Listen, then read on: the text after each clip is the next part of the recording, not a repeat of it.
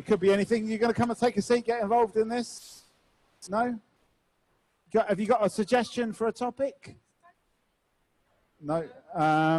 So the way this works is kind of up to you to decide what you want to talk about, and we don't really have a topic yet, so we need something to kick off with. Nicole, have you got anything for us? I got prepared something. No, not prepared, but anything in what's on your mind? Anything on your mind?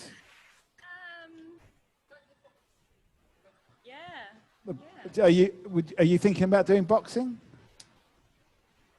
Yes. Okay. I guess I am now. Yeah. You took that kind of extra time to think about it and said yes.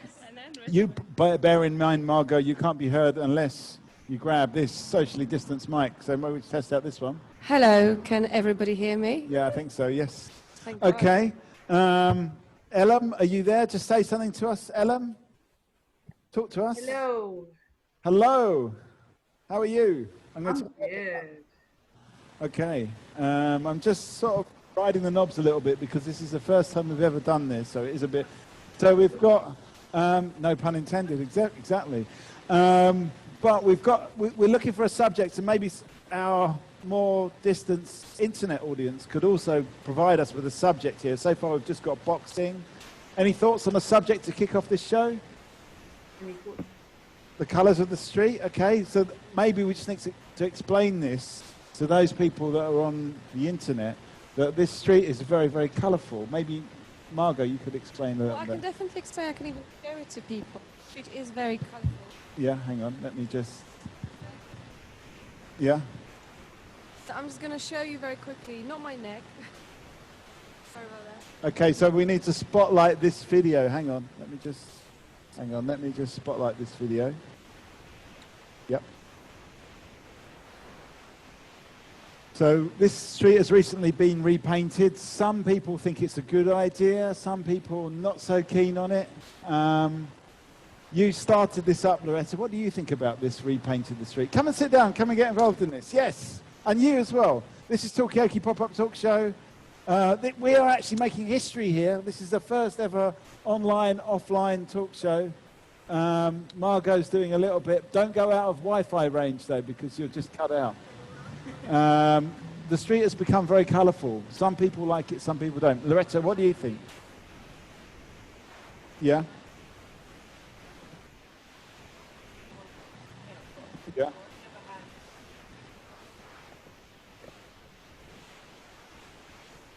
Okay, so you don't like... Okay, is it a waste of money if you like it? Okay, so that's the question. Is it a waste of money? Is painting stuff, art and colourful stuff, is it a waste of money? What do people think? I'm going to unspotlight you there, Margot, sorry, but I think we've got the idea now. Ellen, you've got a point there from the online audience. Yeah, hi. Can you hear me okay? Yes, perfect, clear as a bell. I would just like to say, I think this setup is really great. I really love it. It looks so good. Thank you. So yeah, I mean, I think painting any street, we should paint all the streets in the UK. Yeah. Although I'm not a fan of these patterns, I have to be honest with you. You're not a fan of the patterns? But however, I just love the colours. Maybe a different selection of colours. Yeah. Something a bit more simple. You know what I mean? Right. But in general, thumbs up from me. Okay. Hang on. Let me try that again. No, was that okay? Was something to say? Yeah. Okay. Yeah. Go on. Even though the patterns are quite loud and they are very colourful and maybe not something that you would expect to see, I quite like it because in Switzerland, for example, everything just looks very similar from my observation from being there. I'm not Swiss, no, but somebody at this table used to live in Switzerland, so they may confirm or disagree, I don't know. But apparently in Switzerland there are much stricter rules on what the public sphere looks like. So probably something like this would be just too optimistic. And yeah, just keep it neutral politically and in terms of geopolitical. Okay, is it possible to be that neutral? But for instance, in Poland, where I'm actually from, there's a lot of adverts everywhere in public spaces, and that is just terrible. That I hate. You're just being You don't sold like the stuff all the adverts? time. I don't. Doesn't They're it make it more colourful, colourful? yes, but but it's just a constant Bombardment. having to Yeah. you know, think about buying stuff. Consumerism and all the other things as well. But yeah, so I don't mind this. I think it's actually okay. There's some more people kind of out there on the street. It makes it a bit more lively, that's for sure. That's What do you, for sure. Nicole, what do you think of all these colours? I think it's very friendly. It makes it a very... Is Yeah. that okay, Sam? Yeah. I think it makes you, just looking down from here where I can't see the pattern, because I have to agree, on some of them, it looks really awesome. You have all these colours, and they're very pastel-y, lovely, and now with the sunshine as well, it's a great combo. Yeah, you feel a bit like you're abroad. It's not So it does have an same effect. old. Yeah. You could be abroad. It's got a real good character. I wonder the people who live and work in this street. Yeah. Do we know if they got a say in what it would look like? Yep. Hang on. Loretta, go on. And what do you think of it? I like it, but I don't like what it represents. Oh, so it's about. Yeah. Okay. I wonder if the people who are on the street over there have got any views. Guys, come and get involved. Okay, so we've got somebody else joining online, K2SO. Do say hello. At the moment, we're talking about this street. We're talking about Aberfeldy Street, and what people think of the colourful painting that's going on here. Most people like it. People do feel it might be a waste of money, and also there's this idea. Happy Eid for tomorrow, yeah. Yeah, happy Eid for tomorrow, says Loretta. And Margot as well, thank you. Okay, we're starting to get a bit more of an order. We've got Simon joining us as well. We're just kicking you off here. Hey, Simon. Say something if you want, just to test out the sound. Hello from the park. Hello. Hello, Simon. So this is the first time we've really gone outside and had this online audience. So do forgive me if it's a little bit clunky. We're not used to having both things going on at the same time. I think you're doing it. Oh, thank you. Let's have a... This is a new feature as well. We're doing a pop-up talk show. You're welcome to come and join. Come and join us. What do you think of the coloured shops? Obviously, the whole point of this, it's up to you if you want to join. If you don't want to join, you're welcome to listen. If you don't want to listen, well, we'll try and be as quiet as possible. Okay, so where are we going to go from here? Do we want to talk about this general idea of like what you were talking about? Legal graffiti? Do we want to talk about like doing the place up? Yeah, go on. I think colours is an interesting thing because in essence, colours, they should be neutral, but I think they represent things to people and people take it like really politically. Yeah.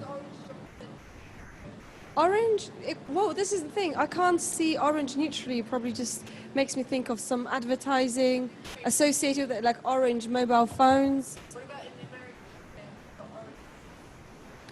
Orange jumpsuits. I just think the color in itself is just not a neutral thing. Rainbow is like the worst of all. Let's Can't put this do- out to the web audience. Yeah, they're doing a Zoom outside. Hang on. We've got something from the web audience here. Was there something from online? Somebody say something? Yeah. Oh yeah, Ellen? Who painted the street? Who painted it? Yeah. Architects. No. Oh.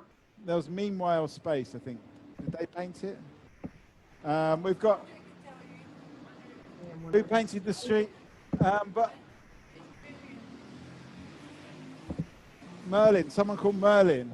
Okay. Merlin. All right. Okay, but what do we? I mean, let's sort of like broaden this conversation out. What do we think about? There was a question about who chose the design. How did local come and get involved in this if you want to?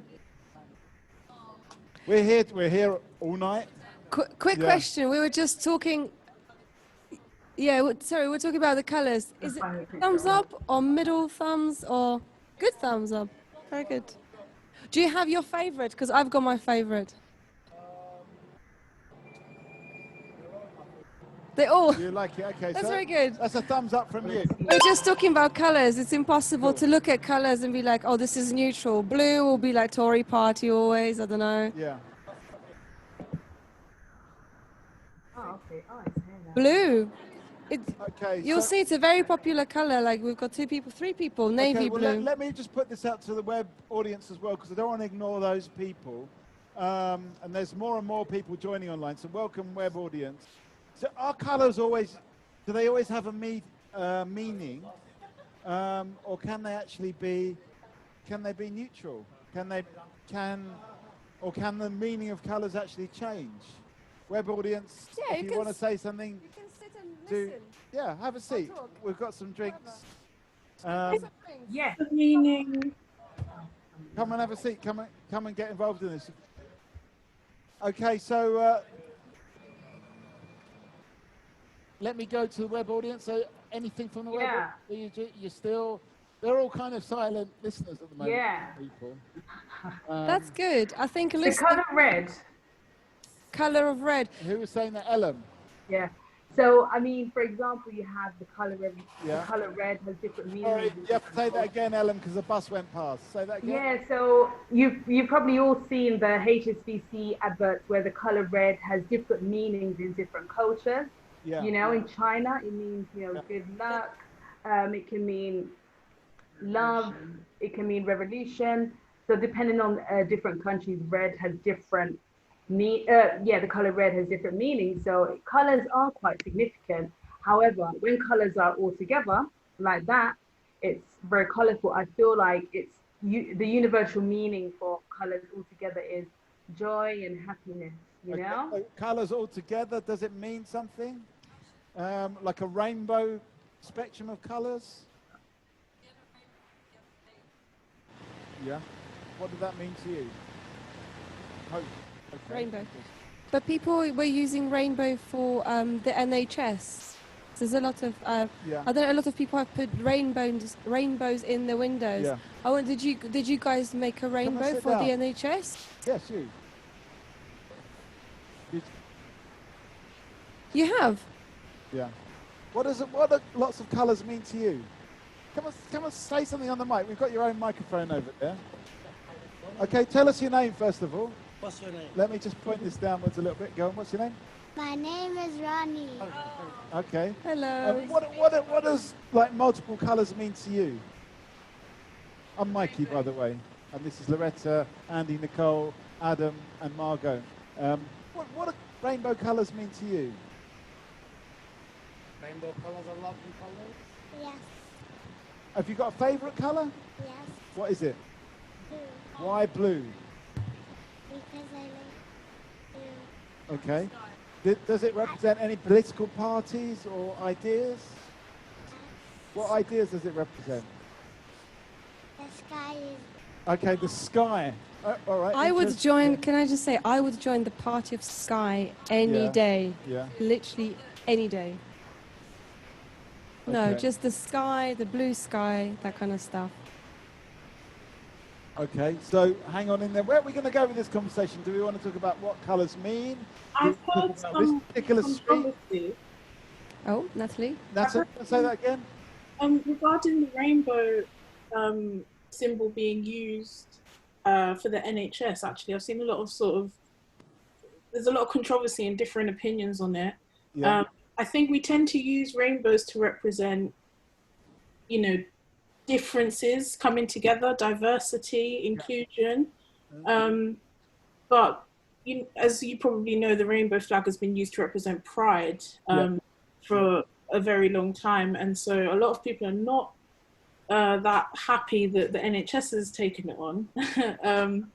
I think because whereas, someone walking down the street with a rainbow backpack or hairpiece or whatever might be criticised and ridiculed for that by someone with conservative views, those same conservatives who work for the NHS, some of them, are now have sort of co-opted this symbol. You think it's been co-opted, but can you co-opt a rainbow? No.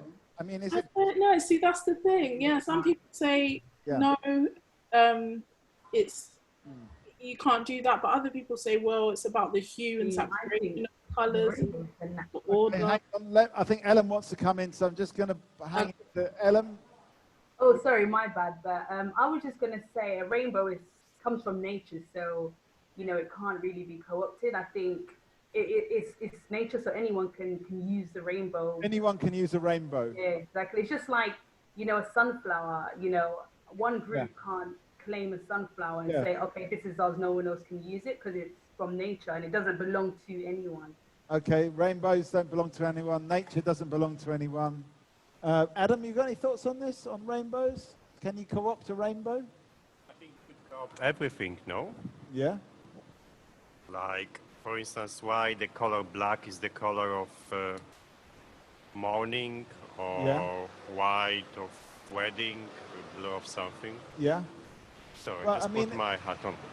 But if someone else decided to change it around, say someone decided, I mean, does that mean anyone could use the colour rainbow? Could, like, the Tory party use the rainbow, or? I think they are using this, no? All That's a right, good question. But why the gay and lesbian movement is using the rainbow? Because it's related to rights, or? Why? But in the rainbow, there is not all colors in the rainbow, right? Yeah. I mean, some of them are missing, no? Orange is not there. I mean, black definitely, but there's a question whether black is a color or not. Black is not the color. Okay. White is, yeah. So that's no in the history of arts, in painting, black is just darkness. It's not the colors. Okay. So who decides on these things? What's the color and what's? Okay. What are the primary colors? Hang on, let me bring you in, Nicole. Let me just slide you up. I should have labelled these, actually. Go on, go on. Yeah. If we talk about primary colours, there's only 3 then. Yeah, what are they? Red, a blue, and yellow. Red, blue, and yellow. Okay. Okay. Getting a round of applause for that. This is our new feature. Thank you. Are you off? Have you got a final thought before you go? Or has Dad got a final thought? Uncle got a final thought? Any final thought, Uncle? From me? Yeah. Could be about anything. Because we've got a web audience as well. We've got 5 people, no, we've got 9 people online. I think all colors are unique to the whole world. Yeah. And I believe everybody thinks that it's racism, some people, narrow-minded people think about colors. Yeah. But don't forget, we all have one color inside us, which is red. Okay. So red should be the amazing color. Okay. And white cells. Is that your favourite colour? My favourite colour is all the colours are my favourite. Okay, so you're like a rainbowist. Yeah. Okay. It used to be blue when I was younger. Okay. Because blues are for boys, isn't it? Yeah. But Is then it? again, Yeah. Victorian era, Yeah. But yeah, I think all colours are amazing. Depends on what you're going to use the colours for. I'm an engineer, so I've come across a lot of interiors, and so colors make people happy. Yeah. No matter what color it is, different people have different opinions with different colors. Okay. Yeah. So we should love all the colors. Okay, so love all the colours in a way. Okay, good stuff. So we should depoliticize all colours then, maybe, so everyone can just enjoy any colour without any repercussions. Depoliticise the colours. Unless there's a different unique colour that comes from Mars or somewhere that we've never Okay, are there colours that we haven't discovered? There's probably colours that we've never discovered. Yeah. Are there colours out there? Maybe our web audience with your extra access. There might be some colours that we can't see, but animals and creatures can see. Yeah. Okay, let's ask that one to the web audience. Are there colours that haven't been discovered yet? And how would we know about them? And where would they be? Underwater colours, outer space colours. Yes. Are there other colours that don't exist, or that we don't know about that do exist? You only have a limited field of vision, I've heard. Natalie, say that again. We've only got we can only see limited colours, is what I've heard. So Yeah. other animals can see a lot more than we can. Okay, so it's more about what you can see. So other animals actually can see other colours. Can you give us an example of a colour sensitive? How about turquoise? Turquoise? No, I'm talking about an animal that can see a different colour. I think fish. Fish can see turquoise. I think fish. No, no, I think we can see turquoise. Yeah, fish can see other colours. I think fish and birds in general can see many more colours. They have a wider spectrum. Okay. They have more depth to it, but it's something that we wouldn't be able to understand because we Right. don't have Okay. it. Because we can't see it in the same Would way. it be possible for us to see other colours? I've just googled it. Views. I've got something. Yeah. Can you engineer a device? Okay. How many colors are there in the world? That's a toughie. And how many shades of greys are there? Okay. I thought it was 50. 50 could 50. be more. How many colours are there in the world? That's what we're discussing Okay, right now. maybe we'll see. Hello. I've got a very tiny screen. I've just discovered that K2SO is Elijah, so welcome Elijah. Hello, Give you a Elijah. round of applause. We're doing something a bit different here because, I'll get rid of that, because we're out on the street and we're online at the same time. And we're kind of making history. It's a bit of an engineering feat in itself to do this because there's so many should have come cables an and hour wires. ago. We've been setting this up all day. I better go now as well because Okay. his dad's going to moan at me. Okay. Give us a final thought before you go. Your brother? He's my nephew. Yeah. My brother's his dad. Yeah, that's what I meant. Yeah. So, any final thought? Final thought. Let's see. What do you think about this area? What do you think about the painting of this area? And is it nice to add these extra colours to the street? Painting of this area, it reminds me of somewhere I've been, I think in Cornwall or somewhere. Yeah. So in St. Ives, there's or Nossing Hill or somewhere. Yeah. It's got a bit of resemble of this, but except for the hills up and down hills. Yeah. So Okay. it's flat. So it makes it seem a bit more exotic, I suppose, Exotic, than yeah. just the London area. It could be Cornwall. And don't forget, tomorrow's is our Eid festival, so you're going to see a lot of colours. You should Okay, so there's going to be a lot of colours tomorrow for Yeah. Eid. Okay. What colour are you going to go for? Are you going to go for any colours? I'm going to be at work, so I'm going to be wearing my blues. Me Blue is as a great well. colour. You going to work? Okay, Yeah, so after work. And white.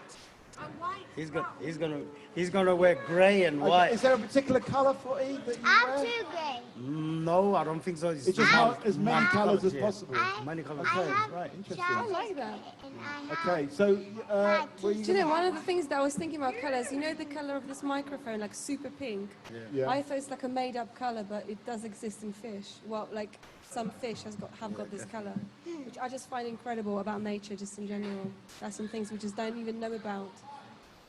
Wow, yeah. So, thank you very much, everyone. Thank I better you. be off. Thank No you. worries. Okay, was that something for you, Ellen? Beautiful name. Yes, yes. Ellen, Ellen, thank When you. talking about Ronnie and Luther. Really nice. when, Bye. bye. Bye-bye. Just quick round of applause, Ellen, and then I'll bring you in. Go on. When talking about colours, I was saying that the hummingbird can see colours that we can only imagine. Right. You know, I just thought I'd put that out there. You know, I'm sure you already know that animals can see colours that we Can we can't. imagine what the hummingbird actually sees? Whatever they see, it moves by very quickly because they move very fast. So, but can we really imagine it? Are we able to imagine it? Gosh, Simon is shaking his head anyway, but so maybe we'll come to Simon. He's not said much yet, so let me ask Simon. You're saying you can't imagine what the hummingbird sees. I'm an arts graduate. I'm really out of my depth here. Science. But you nodded Yeah. very But, positively. Yeah.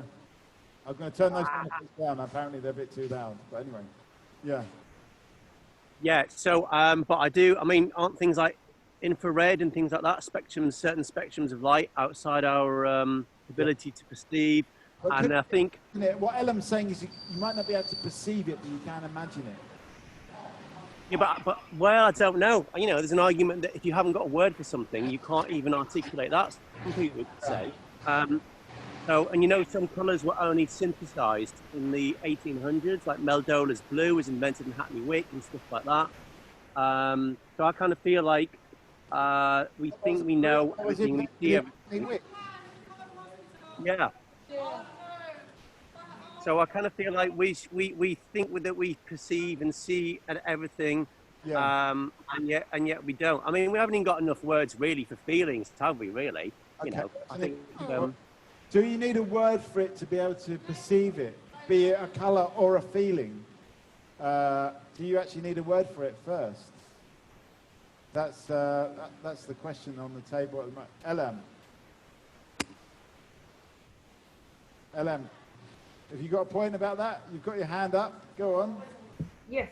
So what about this idea that we all view colors in different ways? For example, we've probably all seen those things on Instagram where you have like the pink and the green dress. Some people see pink and green, and then some people see gray and blue. So there's so many examples where our brains interpret colors in a different way. I mean, is it the same with feelings as well? Do we perceive feelings in different ways too? Absolutely. Then it reacts on you differently, isn't it? Who's saying that in the background? Who's in the background? It's Lorna. Hey, Lorna. Sorry, it's Lorna. Hey, Lorna, how you doing? I'm all right, thanks. Yeah. I was going to say, if you see colors in a different way, it will react on you and your mood differently, you know? Yeah. Because like some people, they might see gray and think, you know, it takes them back to a place. But for some people, the gray is just so depressing and stuff like that, you know? Yeah. Because like at school, there's a book about it's called the Color Monster. And so children, they can say how they feel by looking at the colors, you know, by saying, this color makes them feel angry or upset or happy or, you know, things like that. So in that way, it helps children to explore their emotions and how they're feeling as well. So, yeah. There is actually a connection between color and feeling. So in a way, Simon's actually right about that. But we kind of, can we really understand each other's worlds? So you really get those sunshine and happiness. I learned when my new head teacher, yellow, not very nice yellow on the walls. Yeah. It's a depressing colour, and actually it's been known to be a depressing colour. Right. Was this when you were at school? Primary school, yeah. Okay. So colour can affect how you feel. So this is why when the sun's out, people feel happy, you know? And in the winter, because it's dark and grey, people just feel it's just a bit depressing, you know? So colour definitely have an effect on your mood. Yeah. Interesting. Okay, Margot? I've heard this thing once that apparently yellow as a colour is just, it just attracts people. It's like it's a very popular colour. That's why like logos like Morrison's, they want to appeal to the wide range of people and they use yellow. And just the thought that my choices are not my choices, that I'm like pre-programmed to favour yellow over something else to buy a product just terrifies me. But apropos of emotions, I do think that people interpret, like, I think there's a set number of emotions, but I think how people interpret some feelings is different. What we all call love may just have, may mean different things to different people, and I think that's how like couples break up. Okay, so people have got different ideas about love, and that can actually be. Yeah. Have you got a different idea about love, person over there on the other side of the street? We're talking about love, and do people perceive it? Do people perceive love? Do people perceive love in a different way? Well, Loretta, answer it yourself. Do you think people perceive love in different ways? Yes. Yes? Can you give me an example? Very private. Well, okay, go on. Oops, turn you up a bit too much. Yeah, go on. I think we all... Hope you have a good evening. Bye. Thank you. Bye-bye. I think you come into a relation at a certain time in your life, and there's a whole life that happened beforehand, where you have experiences, and you bring these experiences into this relationship without maybe being aware of them. Yeah. So I think it's impossible to feel the same thing. Even though you might call it love, it might be completely different to Okay, each so other. people have got a different idea of what love is. What's your idea? Well, I can't say because I'm the host. I feel nothing. I feel nothing, but I feel a generic love to everybody here at the same time. Broad than generic. I want to know what love is, to quote a song. Okay. All right, there's just 2 rules on Talkaoke: no singing, no fighting. Ellen, you've got your hand up again. Yes, is it's it true. Lorna? I have my hand up again. It's very true. It's so interesting, this idea of what love means to different people. This is going to take quite a dark but relevant term. Okay, dark but relevant. Okay. Exactly. Many people may not be aware that, during lockdown, cases of domestic violence has increased. Right. Quite significantly. While a lot of refuge places where women can go to escape from domestic violence many are under threat and closing, and also some women, they interpret love through being abused. People often wonder, why is it that this woman's being beaten up by her partner, but she's staying? Because for some people, they see that as love. In their mind now, they see being hit as a sign that this person loves me. So, love can be interpreted in many different ways, Okay. I mean, so you're saying is it just women or is there men as well? Men? Well, I think domestic violence, it disproportionately affects women. However, of course, men are still abused by women, but and obviously this is not really spoken about that much. So, yeah. Good on you. Okay, so that's an interesting point. And do people see it as love? Do people see abuse as love? It's the biggest cause of their death versus violence. Really? Okay, so it's quite a serious thing going on. But I mean, how is it connected with love? Do people see is it toxic love? That's what we're talking about. Come and join in on the Talkaoke. We're talking about toxic love. Has anyone ever experienced toxic love? If you're willing to say, I mean, I do appreciate that you may not want to say, but if you want to talk about it, we're talking about toxic love. It doesn't have to be abuse, like full-on violent abuse, but we're talking about toxic love. Yeah.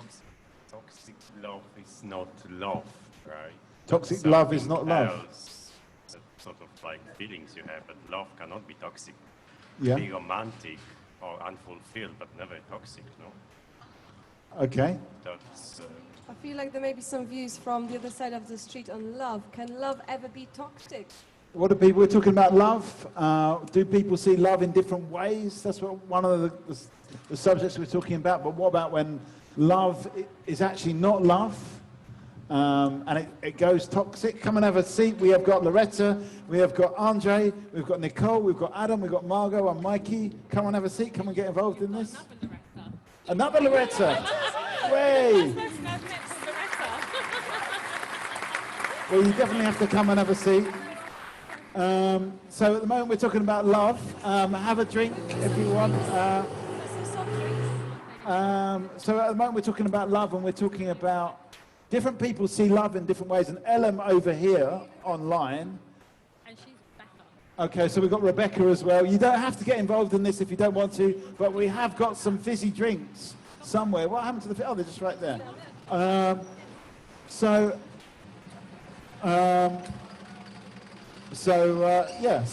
anyone online want to talk about this? Want to say something about this? I was going to say, Slona. Hey, Lorna. Hi. Love should never be toxic, because if you think about,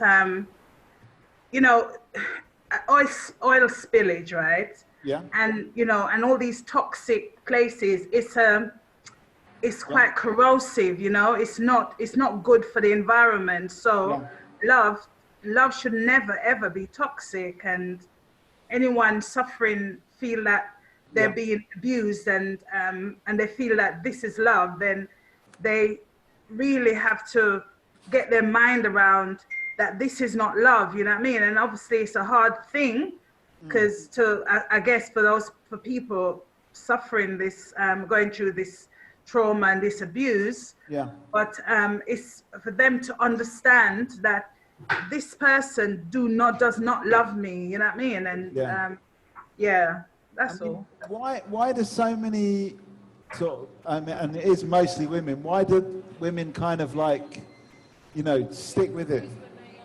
You think it's about what happens when they're younger and they just used to... Okay, I don't know if you got... Generalization, I know, but... Okay, is it related to having a wrong understanding of love from the beginning? I think. Okay. Yeah, okay. Sorry, I've got too many knobs to twiddle here. Go on. Yeah. Story of your life. Yeah.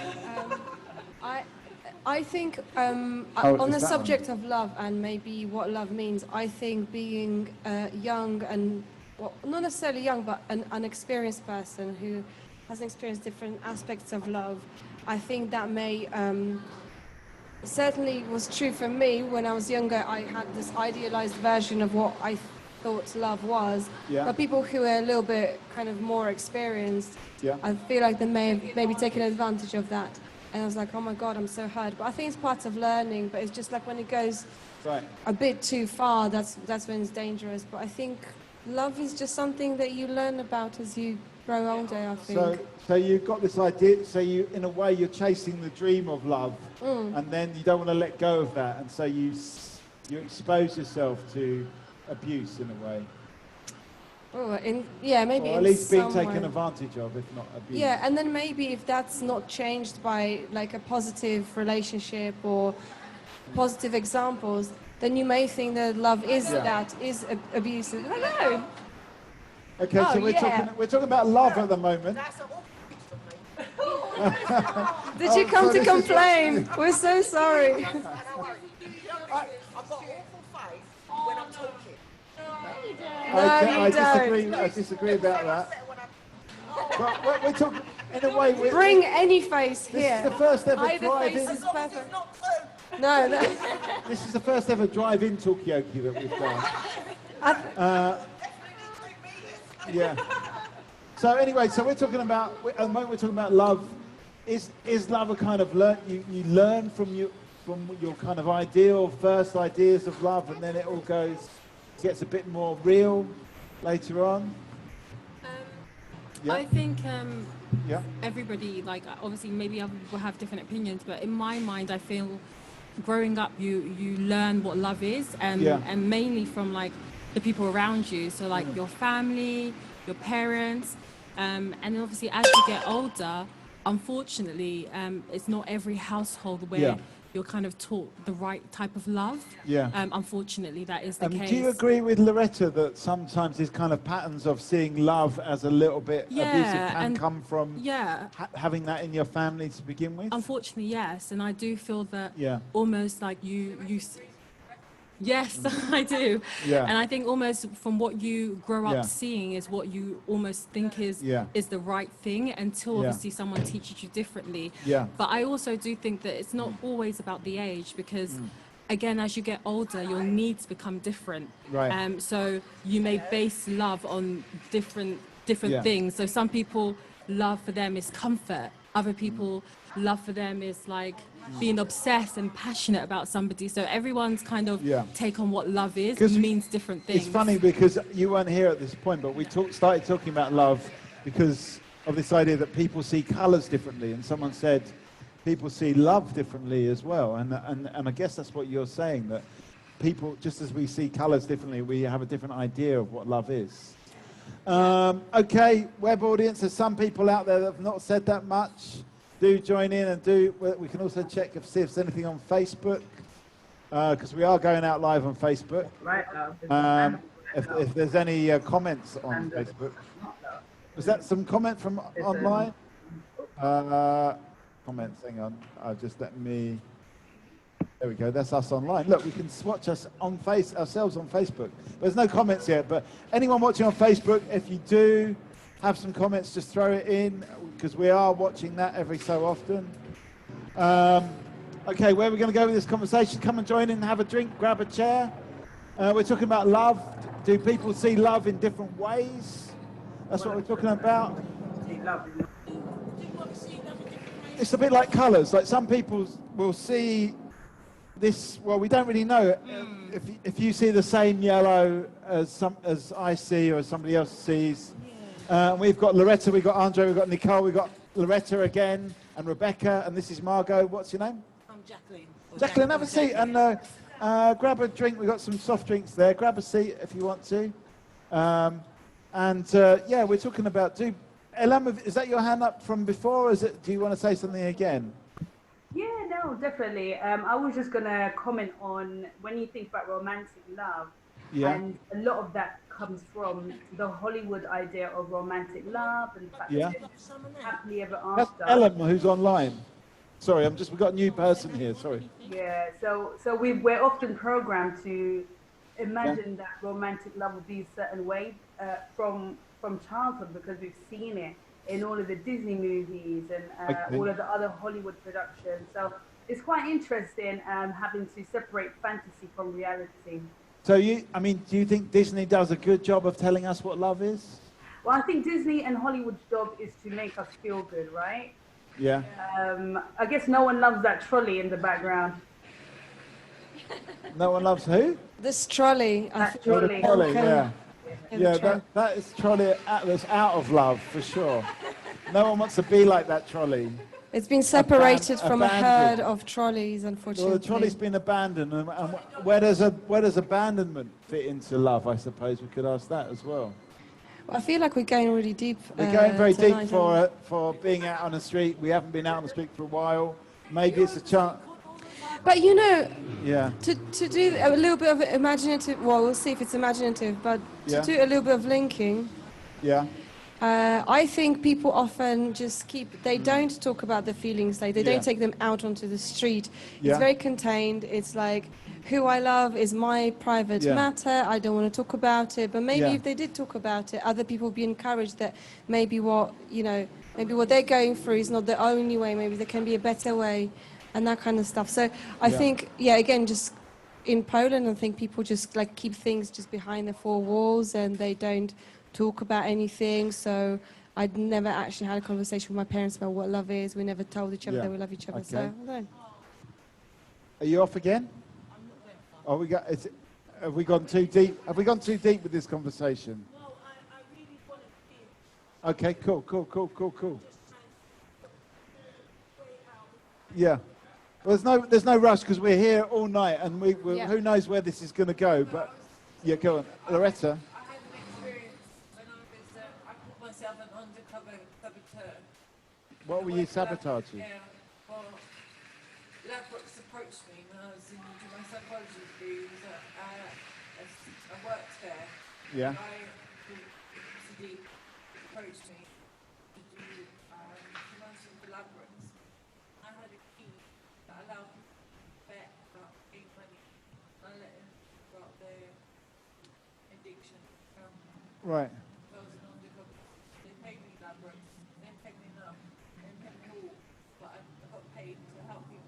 Right. Okay. So what were you doing? Were you actually helping them? Cut. Okay. Interesting. Okay. So. Guys, I didn't get any of that. Okay. So was that too quiet there? So basically, I didn't get any of what you were saying there. Okay. Well, Alex, I'll just kind of recap. So Loretta went undercover and was paid by Ladbrokes to speak to people who are addicted to gambling, just to find out about their emotions and to help them recover from gambling addiction. Did you hear that now, Simon? I'm not sure, is that a sense of addiction, does that relate to love? Is gambling about love as well? I think people can be addicted to love, or what they associate with love. I think people can be addicted to the thrill of falling in love, or having one night stands or whatever, which, I mean, in essence, it's nothing wrong to want another person, but that may have some destructive impact on one's life. So I think maybe that's the link, but I don't know. We've got a hand up from Elam. Elam, come in.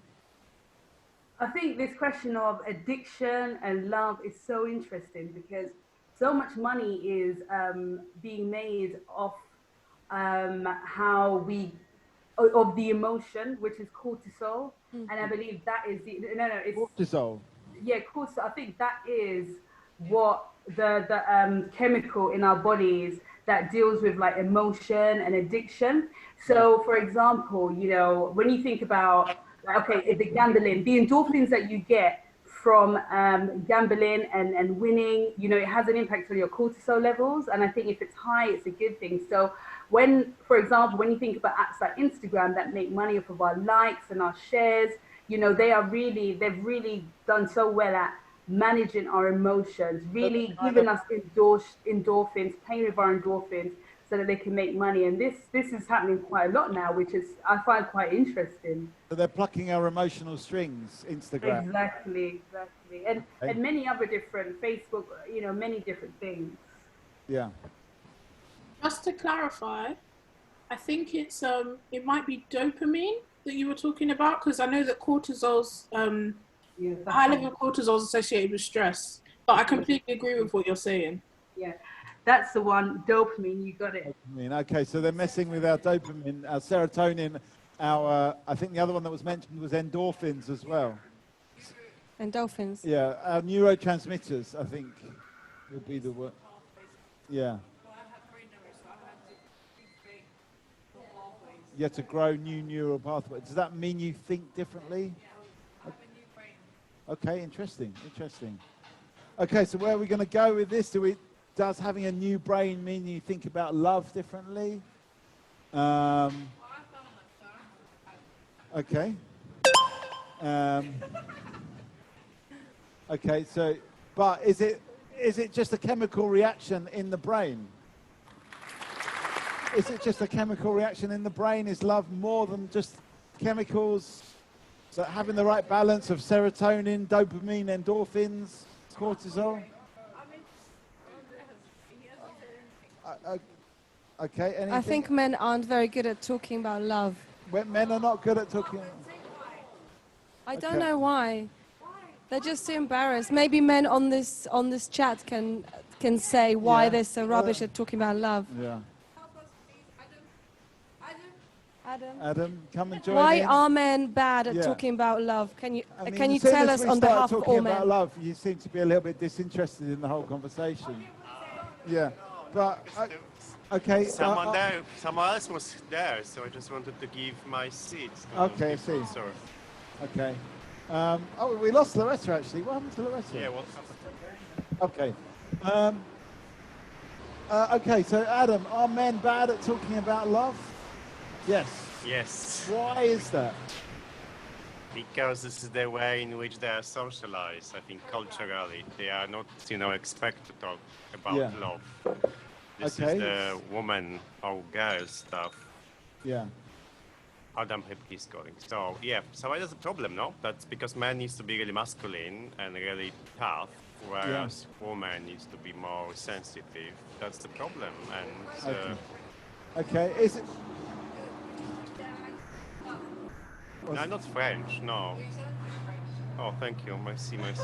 No, I'm Polish, like Margaret. Okay. Sorry. I mean, is there a cultural difference? The different what? It's buzzing. Speaking of people's different things. What's happened? People hearing different things. Oh. The sound effect is a seagull. Anyway. So, are there cultural differences when it comes to talking about love? They are. Yes. Are there differences between men and women? Ellen, you've got your hand up again. Yeah. Come in on this one. Well, I got my hand up for the 100 times. Whoops. Is that an expression of love? We just had a car drive past with a very noisy engine. I think this is the thing about men. I think they release their emotions not through romantic or talking about love. They drive fast cars. They want to kind of show off. Some may say. And I think men just kind of, they don't need love. Men don't need love. They want to Men show don't need that they love. are important. I think that's the main thing. They want mothering. That's the main. Okay. And mothering. I Yeah. kind of Okay. agree as well. Yeah. Okay, so do you want to expand that thought? okay, at the moment we're talking about love, and we're talking about have a drink if you want. We got them for you. Who was going to say something? Adam. Ellum. What were you going to say? Well, I was going to say that this topic of love is, I mean, it's a little bit boring. Ellum, what are you going to say? I turned you down. That's why. Sorry, I turned you down by accident. Go on. Yeah, I know. I've got something to say for the 100th time. I don't know. This topic about love and this idea that I don't know. I'm not interested in talking about this idea of love. It's boring. We need more hate in the world. But also, just going back on the point of somebody mentioned neuropaths and how when it comes to like habit forming, we have to develop new neuropaths, which is quite challenging. So the reason why when we are trying to make new habits, it's quite difficult because those pathways in our brain are well trodden. So your default is to go back to those old pathways. So I've been reading up on that quite a bit. Okay, so you're giving it. Do you think you can explain love with neuroscience? I haven't got to that chapter in the book yet. Okay, we'll find out soon. Okay, so we're talking about love. We're talking about this idea that men are not that bothered about love. Ellen's not that interested in what men think about love or how men communicate love. Come and have a seat again, Loretta. That's other Loretta and Rebecca. So at the moment we're talking about love, and it seems there is a divide between the way men see love and the way women see love. Okay, men are from Mars and women are from Venus. We might have some glasses. We'll find out in a minute. What do the online audience think? Let me just have a quick look. We've got 8 people at the moment online. And look, there you are. There's no comments yet. There's no comments online. Anyway, where are we on this? We're talking about love. We're talking about the online audience has kind of gone quiet as well. So then they've not got much to say about love, apart from Ellen's got her hand up again. You're kind of representing the whole online audience here, Ellen. You're the only one that's saying anything of the online people. No, this is Lorna. Oh, hello, Lorna. No, I was going to say that men, it's a generalization, really, but I feel that men show how they feel about love. Like they will give you things or will do things for you, you know what I mean? But in terms of talking about it, they can maybe shy away from it. It's more of a kind of demonstration. So it's like a bunch of flowers or something like that. Yeah. Or some chocolates, but they won't want to talk about it as such. Yeah. Go and say that again. I express it with cooking, maybe that's true. Yeah, so cooking delicious food. It has been said. But do we all agree with this statement that men are not good about talking about love, and women seem to be much more comfortable, have a much wider vocabulary when it comes to talking about love? We've got a new face at the table. Tell us your name. We've got Loretta, we've got Andre, we've got Rebecca, and another Loretta. We have got Nicole, and we've got Jackie and... Oh, come on, you got my picture on the bloody thing. You can't let me know. Patricia. Patricia, of course, that's right, yes. And I'm Mikey. Emmett, let me just turn you up. Hang on, go on. Hi, can you hear me? Yes. You're talking about love, because a lot of things talk about love, a lot of poetry talk about love, a lot of music talk about love, nearly every pop song ever is about love. It's amazing how many of them were written by men, isn't it? So the idea that no men are able to talk about love is obviously not quite true, is it? Okay, but is that the same as saying it in a personal way, saying it in a pop song or a poem? Well, if it's a good song, so when the Beatles were singing Love, Love Me Do, everyone who heard that thought they were talking about them. They thought it was personal to them. So that's why it's popular. Otherwise, it wouldn't have been popular, would it? Okay, so we're talking about love. When they're Men talking can write about songs about love. one-to-one Can they thing- talk about love? Oh, Lorna, will you say something there? Or was that Elam? Oh, no. No? Okay, so this is what we're talking about. Are men any good at talking about love? They can sing a song occasionally about love, but can they actually talk about it? I think men Yeah. sing songs about love because they know that's what general public, and most of all women want to hear. And actually, if you listen to like a lot of English, written in English songs, it's all the same. Like all of these songs sound the same. You're discovering absolutely zero. Everything was to be said in the form of a pop song about love has been said. You will never say anything new. Literally, there's a handful of words that people keep on recycling to sing about love, Is and that it's the true? same melody line. It's tacky. Okay, is it different in Polish? Oh, good question. In Polish, the problem is that less words rhyme with love and lovely things. What is the Polish word for love? Miłość. Miłość. Miłość. That's lovely. Miłość. Miłość. Everybody Miłość. say miłość. Miłość. Thank Miłość. you. On behalf of the Polish government, thank you. Not the current one there. No, zdrowie, it's another one, yes. Yeah. Okay. Yeah, see? You Yeah, say it miłość. enough times. Yeah, it kind of catches makes on. sense. Okay, so we're learning all the time. Where do we want to go with this conversation? Is it just, can we improve our ability to love, or I'm speaking as a man. We've got Emmett over here, and Adam seems to be a bit disinterested. He was on the phone, I think. In this conversation about love, do people agree with this conjecture that there is a divide between men and women when it comes to talking about love, when it comes to expressing yourself about love? Depends on the people. That you've got some people. What's that? Okay, we've got some views over. We've got some new messages in the chat.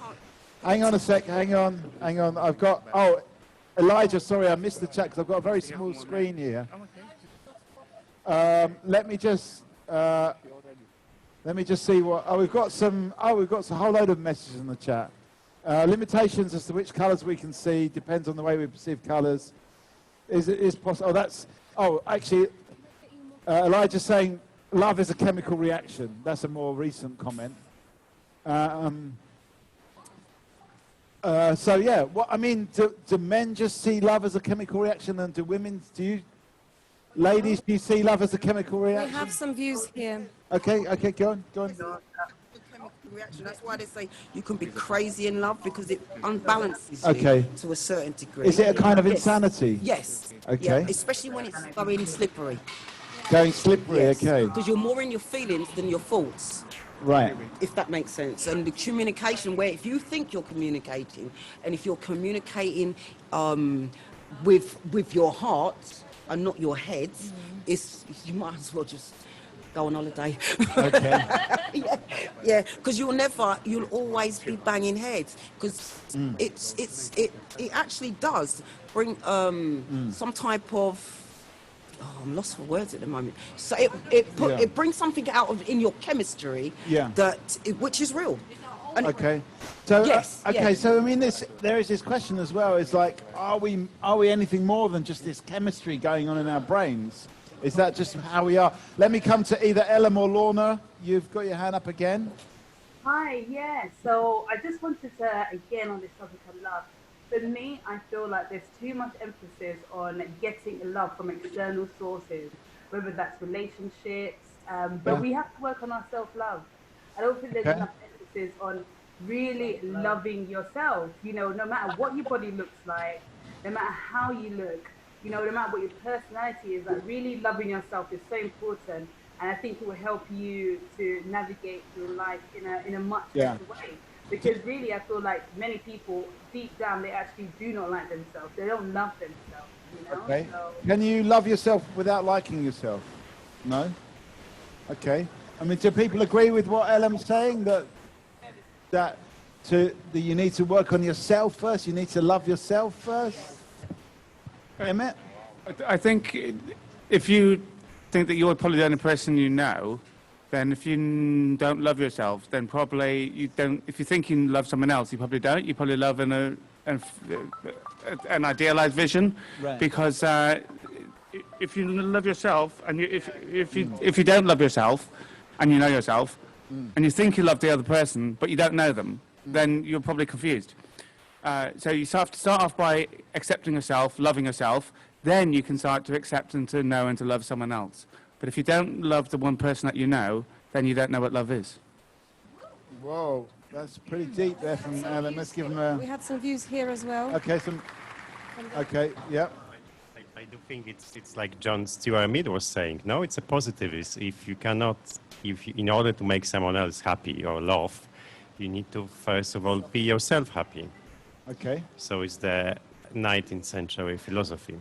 It's British 19th one. century philosophy. Yeah, I think it's Mill was saying. No. Is it still valid? Is it still relevant in the 21st century? No, I'm more into romantic approach to love. That love is sort of like, sort of this French/German, Polish.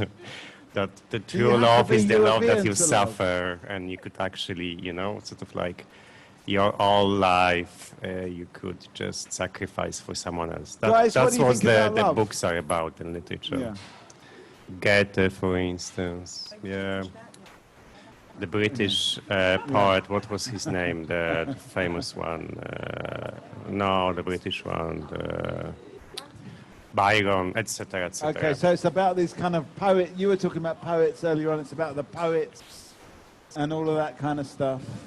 I kind of... Yeah, let's get these people's view. What do you think about love? Where does it come from? Is it just a chemical reaction in the brain? I don't know, I'm a kid. He said, I don't know, I'm a kid.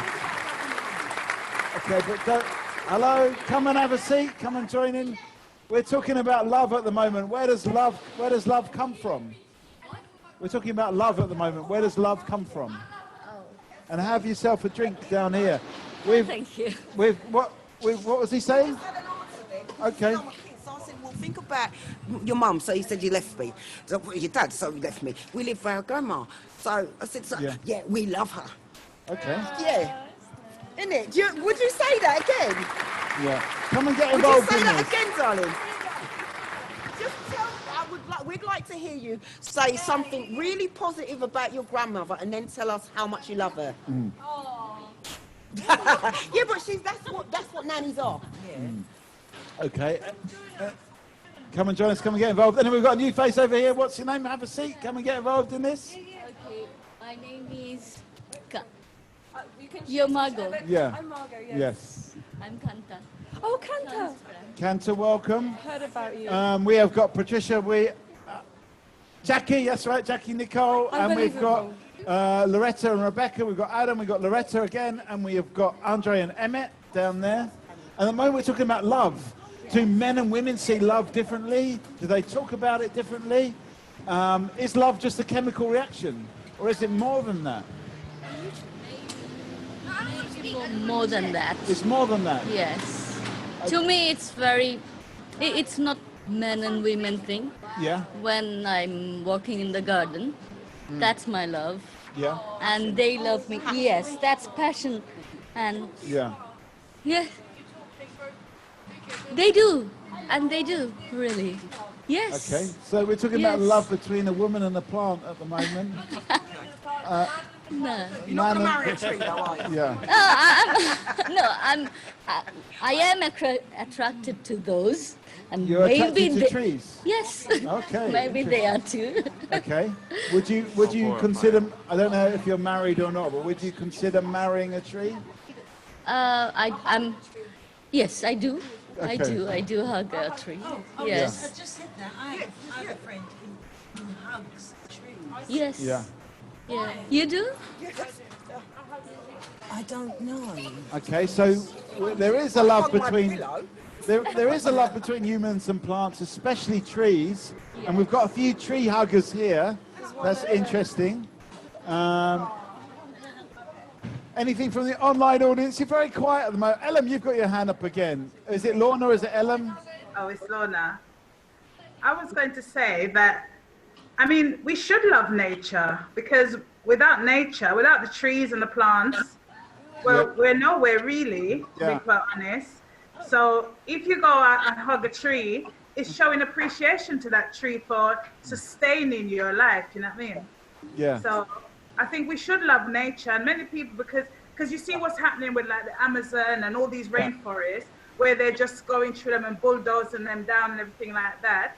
So so you said they don't have shown no appreciation for what the rainforest or what nature can give to us, you know? And yeah, you should love nature. Okay, so in a way it's quite appropriate to love nature, to love plants. Thank you, Lorna. And I'm going to give you a round of applause, gratuitous round of applause there. Okay, so where are we going to go with this conversation? Do we want to talk about loving nature? Do we want, Margot? I think there was some conversation about hugging trees and that kind of stuff, but I think too bad, because the nature is gonna like disappear very soon, and the friend of yours who hugs trees, I don't think there's much future. It's not really. What do you mean by that? Because planet is gonna the planet is exactly dying. the planet is dying. This is a plane tree. They grow in the worst conditions because they don't mind pollution. It's going to be like future Earth is just going to be plain trees. It's going to be very plain. It's going to be very plain and polluted. Sorry about that. Here's the sound system. Anyway, so we're talking about Emmett. Let me come to you. You go on. Yeah, I'd just like to come back on that last point, because nature's not going to stop, trees aren't going to stop. There's a good chance that all the humans will be dead in a few years, but that's all it takes for nature to come back. Look, earlier on this year, we just saw people stopped going out in the streets for a few weeks, a couple of months, and nature took it all back. There was goats all over Llandudno, there was all the animals were coming out of everywhere and reclaiming all the space. You look at a place where there really hasn't been any people for 30 years, the area around Chernobyl, about 1,000 square miles, a couple of thousand square miles, and it's completely gone back to nature. There's all the trees, there's wolves and bears and boars and everything. It's just completely, that's what it would be like everywhere if there was no people. So it's much more likely that there won't be any people around in a few years. The chance of there being no trees is pretty much nil. Okay, so humans might die, but nature won't. Difficult to come back. So we're talking about nature. Come and get involved in this. Yes, that's you, Mr. Boxer. We're talking about nature, our love for nature. Patricia's, I think, going to go, but give us a final thought before you go. Could be about anything we've talked about tonight. Thank you. Say it on the mic, though, because so the web audience can hear you. Go on. Hello, guys. It's absolutely awesome that they've come back. It's been missing. Absolutely, we've been missing you. We've been trying to do this like online, you just remembered me because you blew me up.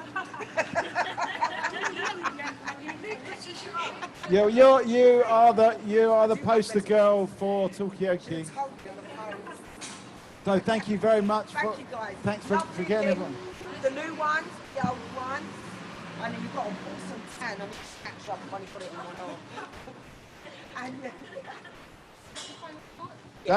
I think that's the final thought. We have another round of applause. We're going to come to Elam. Elam, what's your point? It's Lorna. I was going to say, sorry, I agree with that gentleman who just spoke, right? Because I think nature will always be, humans may not, but at the same time, we have to look after what's been given to us so that it helps us sustain our life. But I feel that nature will always be here. The trees will always grow. Obviously, some species will maybe disappear, and some new species will come back. But we must still, while we're here, look after our environment. Are we doing that, Lorna? Are we looking after the environment enough? I don't think we look after environment as much as we should, because when you see people throw rubbish, and a bugbear I've got is that people take their mask off and they just throw it on the street. Yeah. And that is all part of the your environment, nature, you know, I mean, you don't want to walk out the street and see, you know, several masks on the ground, you know. Why have people got this disrespect for their environment? I really don't know. I don't understand it myself personally. I really don't. Okay. Because, yeah, I don't understand it. It's an interesting point. I mean, we live, well, we work next to the Perfect Fried Chicken, and most people are very responsible with their rubbish here. But occasionally, you do see people. It's about feeding the seagulls, so it's about feeding nature. Okay, so. Okay, thank you, Lorna. Where do we go with this conversation? Do we want to talk more about love? Do we want to talk about love for nature? Do we want to talk about love for the environment, or even disrespect for the environment? These are all questions that we're talking about here. Margot. I'm curious to hear what the youngest participants have got to say about the environment, because they will be the ones who'll be living in this world later, whether they have any views on littering or trees, and whether they have any favorite plants that they wouldn't want to see go. Okay. What do you think about the environment? You can use that one. Are we looking after nature? Yes. What's your name, by the way? Chloe. Chloe, I'm Mikey. That's Rebecca. My name is Rebecca. What do you think about nature? Are we looking after nature?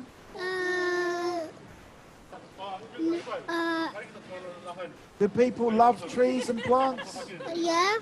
They do love it, but do they look after the trees and the plants and the flowers and the animals? Yes. Okay, so you think mostly they do. Okay. And what about this little? What's your name? Her name is Carissa. Is it? What is it? Her name is Carissa. Carissa. Okay. So have you got any views on this, Carissa? No? Clarissa, do you like trees? No. Anyway, we'll maybe find out a bit later on. Come back in a year or two and Okay. Anyway, we'll come back later, maybe a few years later. But where do we want to go with this conversation, Emmett? I feel like you're willing to chime in here. Where do you want to go with this? I mean, do we respect our environment enough, and what leads to this disrespect for the environment that Lorna was talking about? I've got an answer. Okay, Ellen, come to me. Yeah. Yeah, so I think there needs to be a public health campaign about littering and respecting the environment. Bye. Bye. That's Patricia. I'll see you later, Patricia. Yeah. Yes, so I feel that there should be a public health campaign when it comes to, you know, littering, because, you know, having visited countries like Japan and stuff, and just seeing how there's this communal sense of keeping the place clean, I think we probably need that in the UK. I feel like... How would it work? How would it work? I mean, it's happened before, like maybe just like posters on buses about littering, maybe like adverts, and maybe people actually... speaking out. If you see somebody litter, say something. I've done that quite a lot in the past, actually. Told people to stop littering, because it just looks awful. It looks disgusting, and I think it's just a terrible habit. Okay, so if you see some, come and get involved in this. Yes, that's you. Come and get involved. At the moment, we're talking about. We started talking about love, but now we're talking about love for the environment. And do we need a public health campaign to stop people littering? Nicole. Oh, sorry. Go on. Move the mic round a little bit. So go. How's that? Yeah, good. Yeah. Good.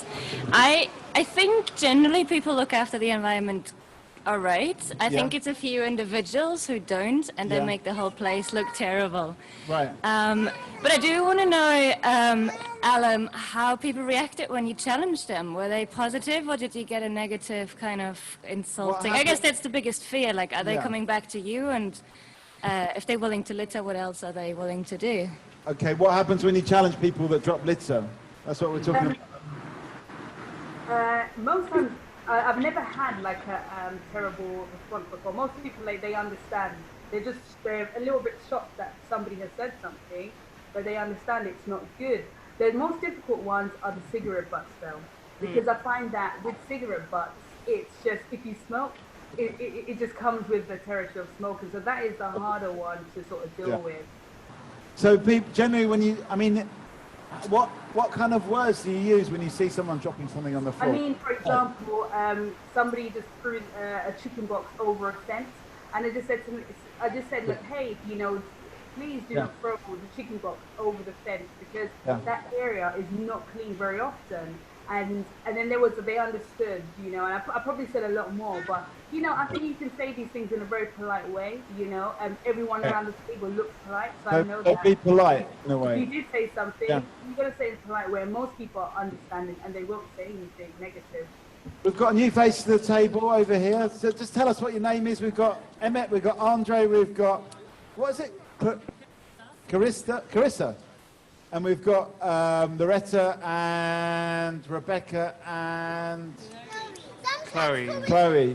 And we've got Nicole, we've got Adam, and we've got Margot and Mikey. What's your name? Shumi. Welcome. We're talking about why is it that people drop litter on the street, and what can you do about it? Can you actually go up to people and say, as Ellen has done, excuse me, you've dropped your chicken box over that fence and that's not an area that's cleaned? Have you ever challenged anyone that's dropped litter, and what kind of response do they get? That's not just a question to you, but that's a question to everybody here. I have to say I have a tough time with it as well, because we're next to the chicken shop, and quite often people come in their cars and then just like toss their chicken box onto the street, and I don't know really how to deal with that, I have to say. And I don't get maybe as positive a response as Ellen gets, I have to say that, but you know, Margot. I was living in Hackney then, and there were two boys like in school uniforms. They're having chicken, and they're just eating chicken and just like throw it on the floor, and I just felt like I must say something. Yeah.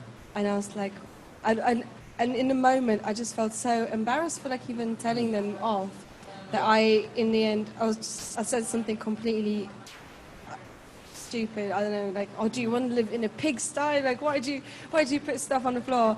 And this boy just looked me in the eye, just like bit off another bit of chicken, threw it just in front of me, just like brazenly look at me. I was just, it's like there's no hope. So I just don't know, I've got a problem challenging people on that. Seems to have a bit more success than other people. Maybe it is about the approach. Loretta, have you got a view on this about when you see people dropping litter? We'll have this one. No, I don't like litter bugs, but I was told recently that seagulls feed off the chicken. Right.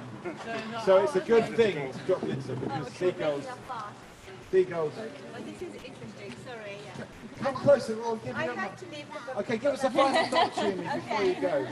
I'm actually, I don't know. I'm not from here, so we don't have many chicken shops. I'm from Devon. Oh, so, from yeah, Devon. I'm just visiting family, my brother. Yeah, and we don't get a lot of litter, but I think most of the litter is at the beach. Right. Everyone talks about like not making over. The beaches seem to have a lot of litter. Recently, it's been a lot of face masks, I think, which is really we were talking about ironic, that isn't earlier, it? Like, actually. yeah, a lot of plastic going on. I think, like I said, it's really hard to confront someone because one of the reasons is because you don't know how they're going to react. I think if you don't know someone, you don't know what they're like, their personality. Yeah. So I think that is one of the reasons we're terrified to approach someone. We might disagree with them. I haven't directly had to, but I don't think if I'd be comfortable as well. I may make a comment, which is probably not the right thing, but I don't think I've directly confronted anyone. There has been, I have to say I find it hard because I don't know how to do it in a kind of aggressive. Maybe it's more it does difficult. come out because, like you said, you feel nervous because like the reaction. So it does come out because actually he has upset you, hasn't it? The feelings, like it is a negative thing, so it's not going to come out very as easily as people say. Especially if your nature is to be really open and say how you feel. Yeah. I just find it really surprising because I think in Britain people very much feel like this is their community that we all kind of create together, and then suddenly somebody like actively is like, I don't care about that. I don't care about this pavement. Somebody's going to walk in with a pram or whatever. I don't care about that. It's going to chuck it everywhere. I just find that I can't challenge that. Like, I can't understand it. You know. Thank you, Shumi. Thanks for getting involved. No, thanks for coming. If you're here next time, Mr. Islam, we're looking at you. Come and get involved. Mr. Islam. This is another poster boy for. Another poster boy. That is very true. Talkaoke. Come and have a seat on the table of chat, Mr. Islam. Anyway, Elam, have you got another point there? Okay. Yeah, I was going to say that. I mean, I have spoken to a couple of young people going to school. And one morning I was going to work, and this little boy, he was eating a bag of sweets, and he was just stuffing the sweets down his mouth. And then as soon as he finishes the bag of sweets, he left it on the bus. And before he went downstairs, I said to him, "Excuse me, is this your rubbish?" And anyway, he took it. And then when he went outside, he put it in the bin, because there was a bin right at the bus stop. Yeah. You know, so sometimes as well, you know, if you say, you know, bringing their mum, would your mum really appreciate you, you know, leaving your rubbish on the bus, or, you know, littering like that, you know? Because sometimes when you're bringing their mums, you know, they know that's not how they're being brought up, you know? Some of them anyway, but most times they will, you know. So you do this quite a lot then, Lorna? I've done it a couple of times, yeah. And I must say, I've not had any adverse reaction except from this lady. Yeah. Okay. So people generally do take it in a positive way. Okay. Yeah. Anyone else here try to challenge somebody that's dropped litter, and what's been the reaction? Emmett, turn the mic around.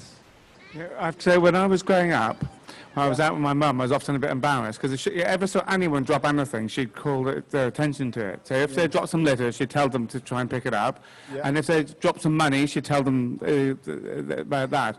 And but I think times have changed. I don't know if she would do that if she was, because part of the reason maybe because she was trying to set an example to her kids, and you can see the kids here today, they obviously take love for the environment and take care of the space, because that's what they learn from the people around them.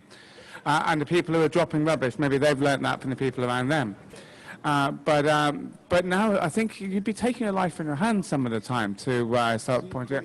There's some people going around like a charged weapon ready to go off. As soon as anyone says anything, they might stab you or something. So not because they think it's a good idea or whatever, but just because they're just going around with so much aggression, and particularly if they're going around tooled up as well. It would just, no, to be honest, as a woman, if you're softly spoken, or if you're a bit older and things, you might not get quite the same level of hostility. But definitely, often if a man says something to them, they'd see that as a trial of like who's the alpha male in this situation or something, and their only way of dealing with it, if you might beat them when it came to a war of words or anything like that, their only way they've got the advantage over you is in terms of what they're packing. So it is something you'd have to be very careful of, I think, a lot of the time. There could actually be a physical danger? Well, I'm saying it's very difficult to stand up as an individual. If you're standing up as a community, it might be a different matter. If there's a general thing where everyone is going to be on the same thing, but if you're standing up as an individual, you may well be on your own, and there may well not be other people with you. Okay. You know, bystander apathy. Sometimes when you speak up, put that a bit close. When you speak up against something that is not a good thing that a public member assistant is doing. Yeah. Have you ever done that? Yeah. My psychologist called me a vigilante for good. Right. So you do that quite a lot then? Yes, thank you, Mikey. Okay, I mean, what are the reactions positive? Is there a good way to get a positive reaction? Sometimes you have bystander apathy when people are watching to see what unfolds and encourages bad behaviour. So they know that it's sad, but they don't want to intervene because they. Okay, so there's this idea of bystander apathy. Let me come to Ellen, or it might be Lorna. Making a point. Yeah, so I think it's all about judging the situation. Obviously, if you feel like perhaps there could be some danger involved, don't do it. And it's also just about your personality. I'm just the kind of person that sometimes I'm just going to feel compelled to say something. But also, I think what Emmett was saying in response, I think, Emmett, you may have just been assuming that it's men who's littering. All kinds of people litter of all ages. You know, of all socio-economic backgrounds.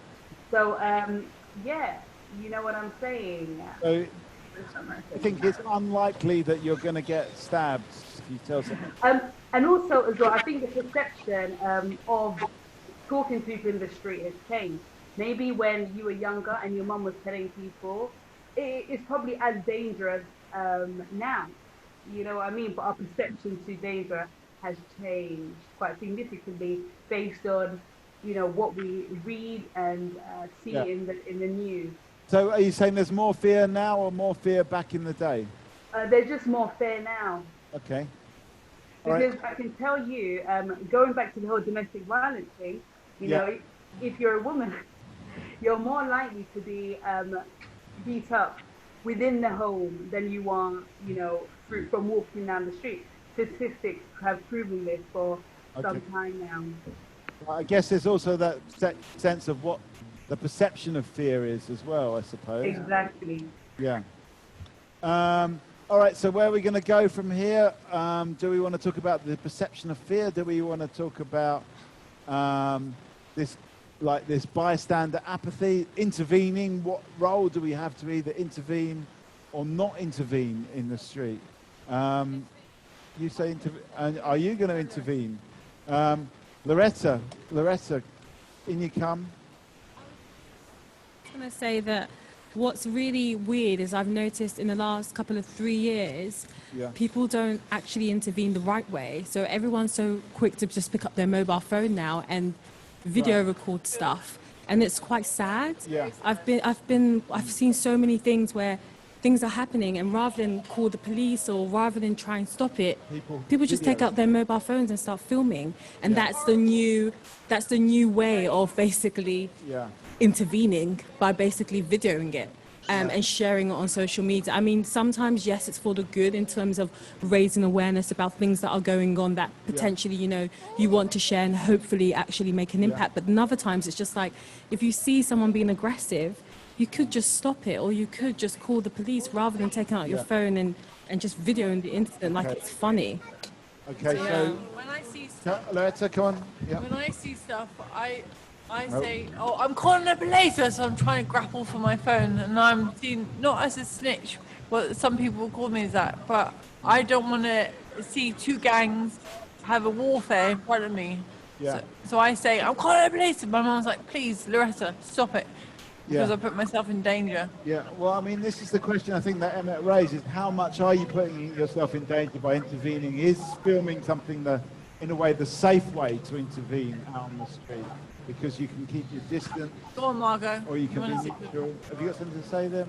Yeah, I think filming is a bit more. I think it's more confrontational. Like I agree.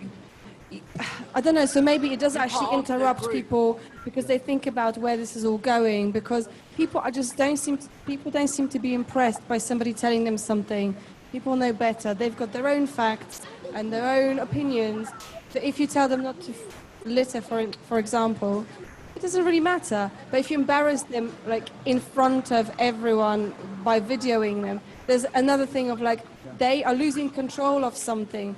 They're losing control of how their image is projected, and you are filming them. So maybe that's why people then maybe get agitated. Or maybe that can lead to further aggression as opposed to de-escalation. I don't actually know. Well, we know the biblical story of prodigal son. Okay, how does that relate? Well, it relates because the prodigal son, it had like friends when it had money. Yeah. And then when they ran out of money, he had no friends. He went back to his father. Yeah. And how it relates to the bystander apathy. Sometimes people don't want to get involved, but they'll watch something and be part of the gang, part of the wrongdoing, and it fuels it. Come and have a seat if you want to. We're talking about bystander apathy. We're talking about how we intervene when we see stuff happening on the street. And you had a point there, Emmett. Just give you a point, and then we're going to go to Ellen and Lorna out on the internet. Yeah, I just wanted to say this thing about filming, because the stereotype is that someone's filming in order to upload it to YouTube or whatever, to have a laugh and that kind of thing. But sometimes filming can be a very an activist thing, because if you think of like Rodney King or George Floyd, if these things hadn't been filmed, we never would have heard about them. Instead, the people who were the powerful people in a situation, the police or whoever, their view would have held sway. Because we've seen the video evidence, we know not to believe them. But the strange thing is, when the police do the filming, then there was people walking up in the Peak District in Derbyshire in April, and they were trying to shame these people by putting it on the internet. They've been out walking in the countryside. Now, what we know now is walking in the countryside is not a problem. It's good. The more you are outdoors, the more vitamin D you're getting and stuff, the better. It's when you're indoors in crowds. That's the problem, not being outdoors. But this was the police using the same the tactics that were used by poor people as the only weapon you have to protect yourself against the police when you're being attacked, like in the case of George Floyd. The police using that to try and attack the public doesn't work. Okay. It only works when for punching up. It doesn't work for punching down. Okay. So we're talking about getting your video out, filming what's going on. Come and have a seat on the table of chat. We're talking about, have you ever seen someone drop litter? And have you ever done anything about it? Are you worried about it? That's what we're talking about at the moment. It's just we kind of go with the flow. This is Talkaoke. Have a seat. We've got Emmett, we've got Andre, we've got Loretta again, and Chloe and Rebecca. And we've got Nicole, and we've got Margot and Adam, and I'm Mikey. Have a seat if you want to. Join in. Doesn't matter. None of us were. My name is Ikenna. What is it? Ikenna. Yeah, Ike. Ike, yeah. Do you ever see people dropping litter?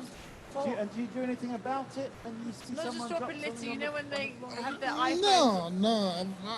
I've not necessarily seen anyone. Have a seat. Come and get involved in this. This is what we're talking about at the moment. There's some drinks there. You're very welcome. Grab a drink. We don't know where this conversation is going. There's drinks available for you. But Ellen, you had something to say online, did you, or is it gone now? Yeah.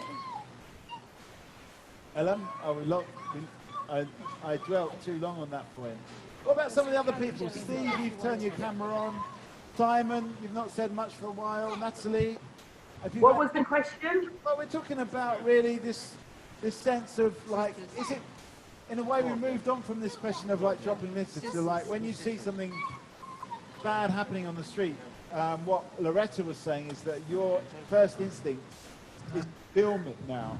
And is that the right thing to do? Margot was saying, well, sometimes you have to film because that's the best you can do. And you get to find out like what the police did in the case of George Floyd. You never would have found that out if it wasn't for someone with a camera phone. It's these kind of questions, really. Yeah.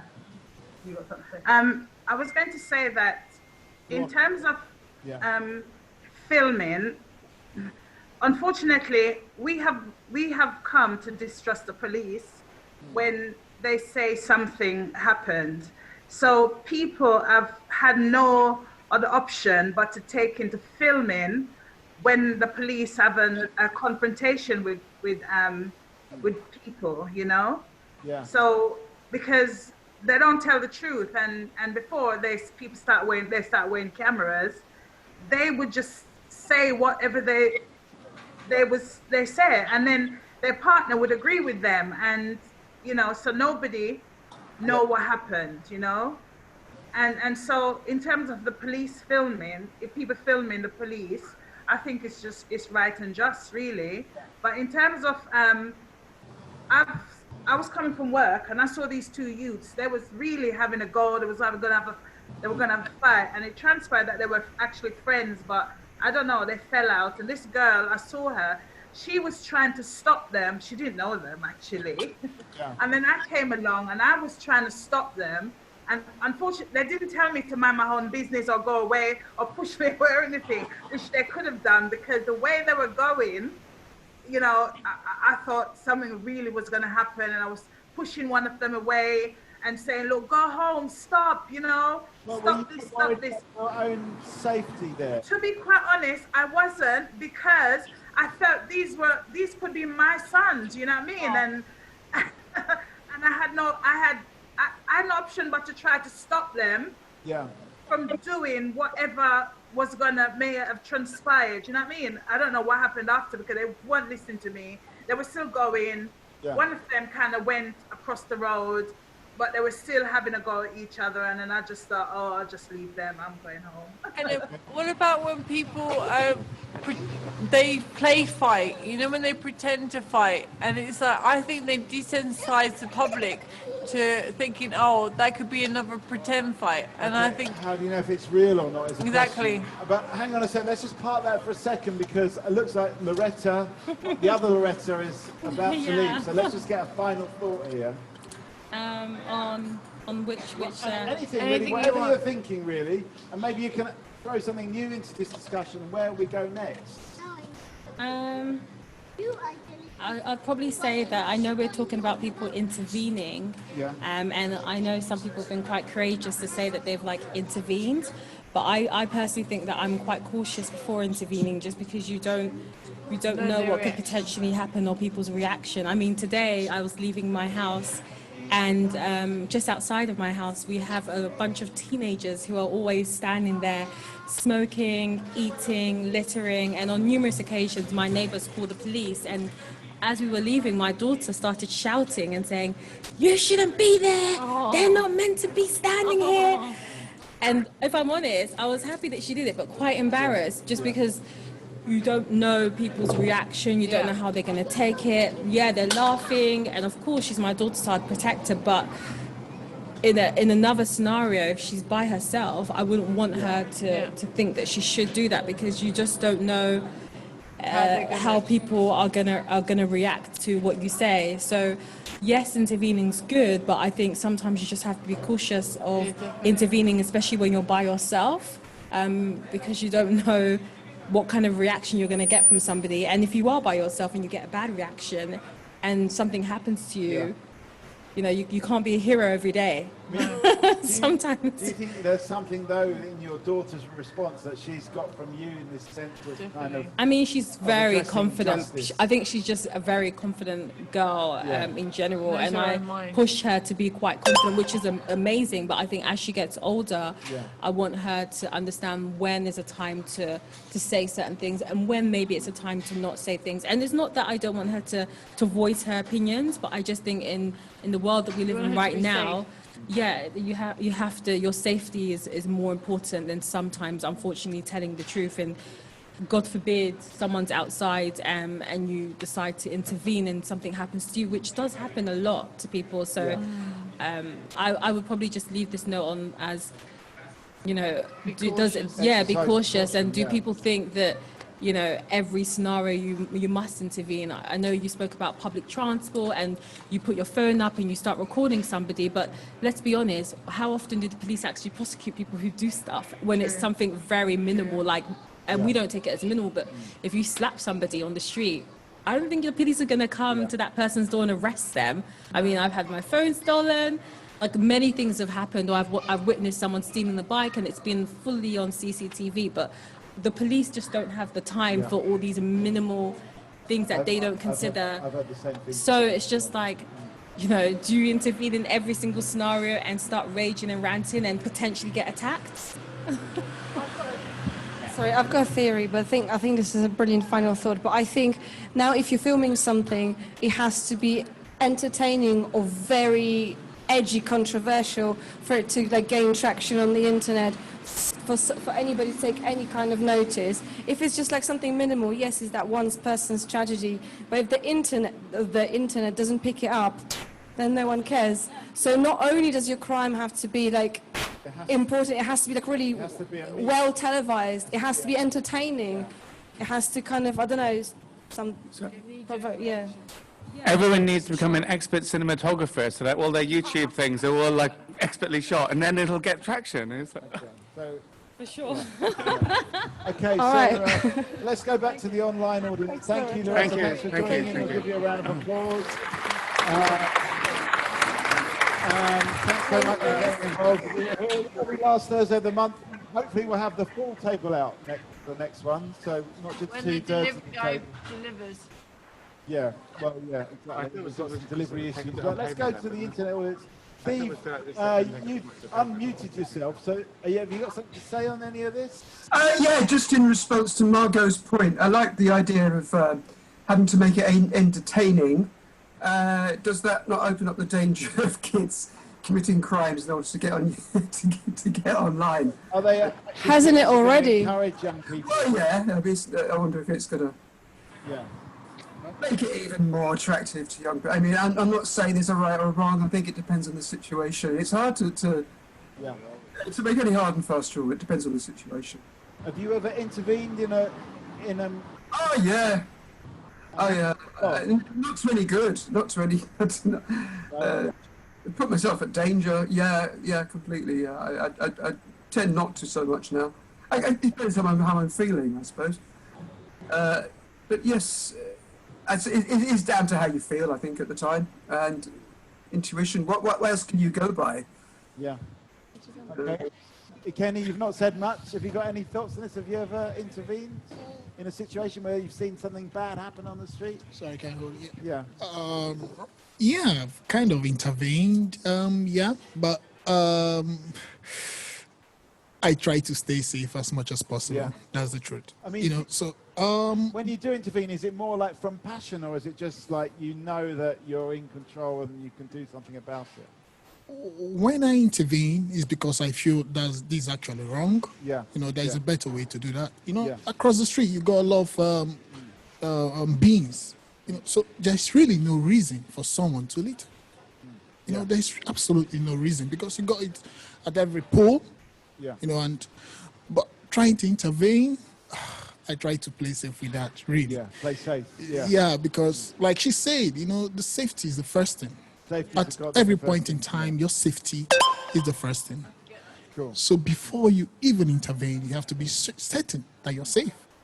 So if you're not, so it's kind of, Yeah. if I'm in a safe environment, I can. How you judge it. Yeah. You know, if I'm in a, how will I say, a school environment or a restaurant or something, I could easily intervene. You know, but along the street, maybe not. Yeah. I'll try to stay calm a bit. Elam, have you got a point? Did you wanted to say something? Yeah, I mean, I was just going to mention about, you know, obviously I said earlier that, you know, I have intervened in the past, but, you know, I think it really does come to the development of our own discernment and understanding how to use critical thinking and, you know, judge the situation. Yeah. Of course, you think it's going to be dangerous, you know, don't do it. But I don't think you should just not say something because, you know, you think, oh God, it's going to end bad. No, just judge the situation. Also, I've just noticed that, you know, there's a lot of talk about like young people and crime. I just heard somebody mention kids committing crime earlier, and then, you know, the stabbing thing, somebody mentioned, it's got a lot of connotations there, but I won't go into that now. But the thing is, I just want people to understand that crime is committed by everyone, no matter what socioeconomic background you come from. In fact, I mentioned it before, one of the biggest crimes right now in the borough that this is being filmed in, Tower Hamlets, again, is domestic violence. You know, it's always been very high, higher than any other criminal activity. And yeah, so I just wanted to less likely to intervene crime is committed by everyone. Don't see it. Sorry, say that again? Are people less likely to intervene in domestic violence compared to other? Well, it often happens within the home. Yeah. So it's one of those things. I mean, I've witnessed 3 cases myself, and on each case, yes, I did intervene. Right. Which probably wasn't a smart thing to do, but I felt compelled. When I witnessed somebody in the street being kicked, you know, I felt that I needed to intervene there. But I called the police. On each occasion, I called the police. Right. So, yeah, you know, often it happens within the home. It just so happened that it was 2 a.m. in the morning. I was walking home from work, and I happened to witness this violence against women. Yeah. But everyone commits crime, no matter what background you come from. It's not kids, it's not teenagers. You know, a lot of judgment there. Okay, so we need to also think about. I mean, are we less likely to intervene when it's an older person or when it's somebody from a higher class? There's a question there. Simon, you had your hand up. Yeah, I'm not saying much because it's been really interesting listening, and most of the things Ilham said them better than I could anyway, really articulate, so I've just been taking it up in. But the crime thing's quite interesting because, like, you know, I've been around a bit, and there's a certain, there's some really unpleasant people on Twitter that try and push this narrative that London's out of control and Sadiq Khan's lost control, and it's got a racial edge to it. They're trying to imply that because London's so diverse, that it's this kind of like lawless place, and the youth are this and the youth are that. And I've been sort of doing a little bit of youth work recently, and the people that are most positive about the youth are the people that spend the most time with them, the youth workers. They're like, man, all this stuff you read in the papers, like we know loads of brilliant kids doing great stuff every day. And when I sort of see these things, like some quite nasty elements trying to make out that because London's, you know, sort of multicultural, it's some sort of Mad Max thing. And I'm like, I grew up in the Northeast. You could get your head smashed in or a glass in your face for looking at someone the wrong way in a pub. When I was in Manchester, people were held up with guns, cars are robbed all the time, like unbelievable levels of crime. So I think there's been some really good points made about this. We've got to be careful not to talk it up, because, you know, and your grandparents could tell you some stories as well. Like Ilan was saying, it's not just young people, and it's not, you've got to be really careful of talking it up. But I will say that another personal frustration of mine is people that are like really big on opinions, and we all want it like easy, don't we? And we want a great city, but then they won't get their hands dirty and they won't intervene. And it's like, well, you want it always, don't you? You want to live in a great city, you want everything to be perfect, but you're not gonna, someone else will fix it, someone else will that will. You're talking about people that will walk the walk, talk the talk, but not walk the walk. They won't. Well, they'll say, "Oh, I don't want to get involved." And so, well, it might be your sister or your daughter next week, or your brother, or your mate. So you're saying we've got a kind of obligation, really, to get involved in these things, whether we like social it. Contract, isn't it? It's social contract. You hope that someone would do the same for you. Right. If you, but I mean, it's well established in sociology. They talk about the Kitty Genovese effect, which I think is like in Kitty Genovese. So, like, supposedly, because it's disputed now, like a lot of things, but she was in a New York, it's like in a New York apartment, and she got stabbed, and something like 4 people heard what was going on, but then they all just went, "Oh, well, someone else will call the police." Yeah, and I've read a book on group dynamics, and it was saying basically like the more people are around, the less inclined we are to so it's good to hear that there are people here tonight. So you always want other people to intervene. Come and have a seat on the table of chat. This is Talkaoke. We have got Emmett. Yeah, you can 2 minutes. Come and join in. We've got Emmett, we've got Andre, we've got Loretta, we've got Nicole, we've got Ikene. Are you off, Ikene? Give us a final thought before you go. We've got Margot, we've got Adam and Mikey. Give us your final thought.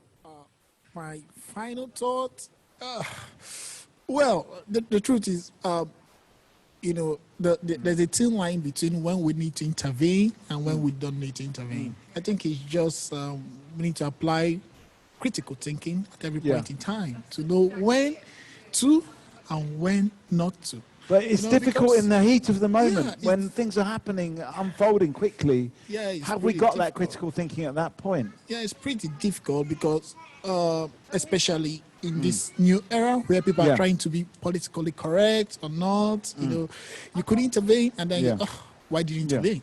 Yeah. And then you look like so many decisions. Exactly. Did I do the wrong thing?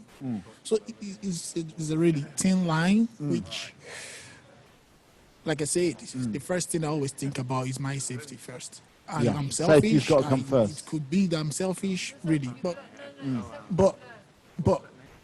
the teaching is always be safe first before you can intervene. Yeah, that's always the teaching. Okay. Yeah. Ikeni, thanks for joining. We're here every last Thursday of the month. I don't know where we're going with this conversation. Andre, you've not said much so far. Have you intervened?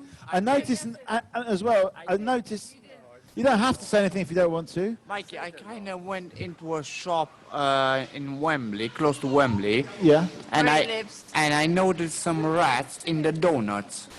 Some rats in the donuts? Yeah, I complained to the manager. She said, "Don't worry about it." Yeah. Is it Greg's? Yeah. Okay. I mean, did you take it further? No. Okay. Everybody else saw it. Nobody complained. Nobody did nothing. Okay, so there's rats in the donuts. Nobody cares. I know about rats. I saw Okay. I saw pigeons eating the the bagels in Brick Lane. Yeah. I saw them eating the bagels. Right. In the That's back of the pigeons. bike shop. Okay. I'm gonna come and join in if you want to. We've got a few minutes left on this show. Simon. Were they complimentary rats?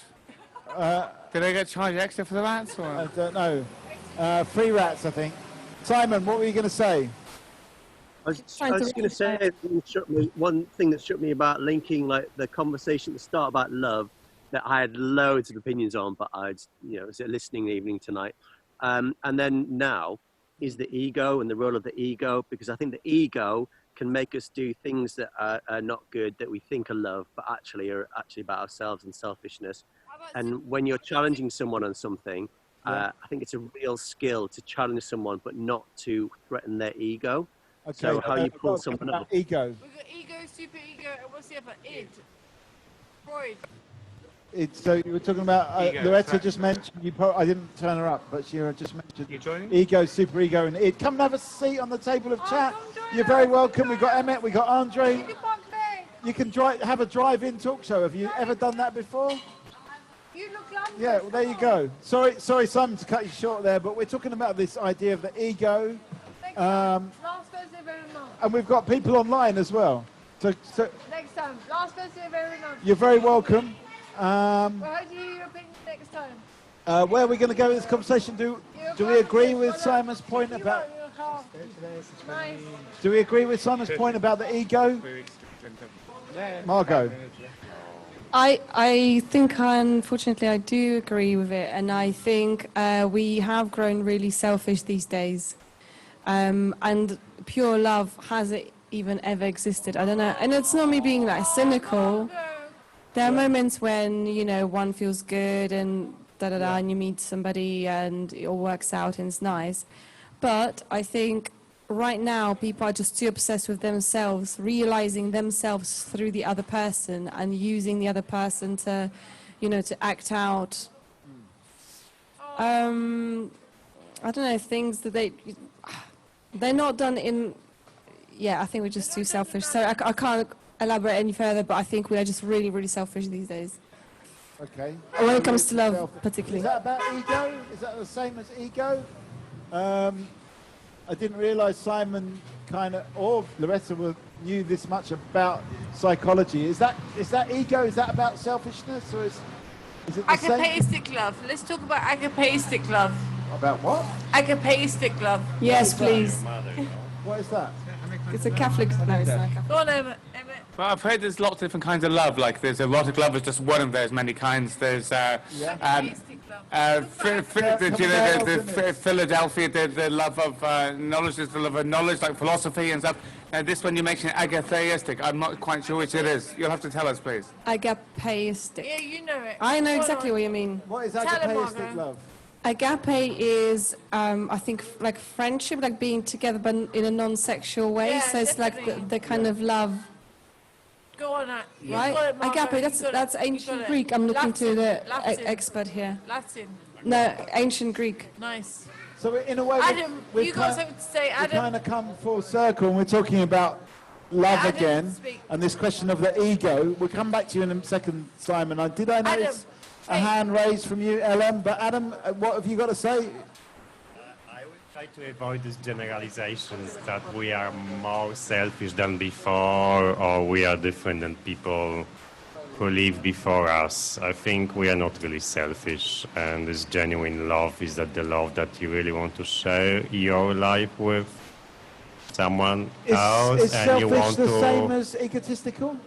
I mean, to some extent, but I think, I would not. We all delve will in not self-love really, sometimes. I will not really avoid this talking about, nowadays we are different than before, because we are not. I mean, and love is still very important for a lot of people, and people want to really, just be with someone, and then also be very committed to someone. And in terms of the love, I mean, English language is not very, I think, diverse in terms of the words, But the Londis terms is the for capital love. city of the world. But in ancient Greek or in other languages, there's different terms which explain love, right? Also in in Greek and in Latin. So, you know, you care, you love, you, I don't know, look after. So it's a different meaning of love. I'm not it's so a bit of a sexual generic, as such. It's a bit of a generic term, love. But our lexicon I language think in it's, English yeah, language. it depends what the love mean. I mean, you could say I love New York, right? But is it really love on the t-shirt? So, you know, Well, the there's a love, big heart laughter, there, isn't yeah, there? the big heart is different. Okay, So let's anyway. ask the person So I in the disagree with Margot. in the Audi. That's a What do you think confrontation. about love? Is there lots of different types of love? Are we more selfish or less selfish than before? What do you think about this? Yeah, you can go that far. You can. Okay, can you hear me? Hello, what's your name? My name's Ella. Ella, what is it? Ella. Ella, we've got Elam on the internet here. Okay. Anyway, what do you think about love? Oh, do we love more than we did before? Do we love less? Are we more selfish, less selfish? I think it varies. Yeah. I think also it's the upbringing of Yeah. Definitely. how you grow up. Mainly, I think parenting, teaching us to love, teaching like in school. So a lot of it comes from how you've kind of raised. Yeah. If you're raised with a lot of love, I think you genuinely have a lot of love in you, so you can Definitely. express it to someone else. Do you think there's more love in the world now or back in the day? I don't know. It's a hard one to tell. It depends on kind of what community you're around. Yeah. So I'd say, for me, it's the same. Now Same, and always the before. same, yeah. So Okay. that's my opinion. Okay, thank you, Ella. Thank you. Well, it's the first time we've ever done our drive-in talk show. So,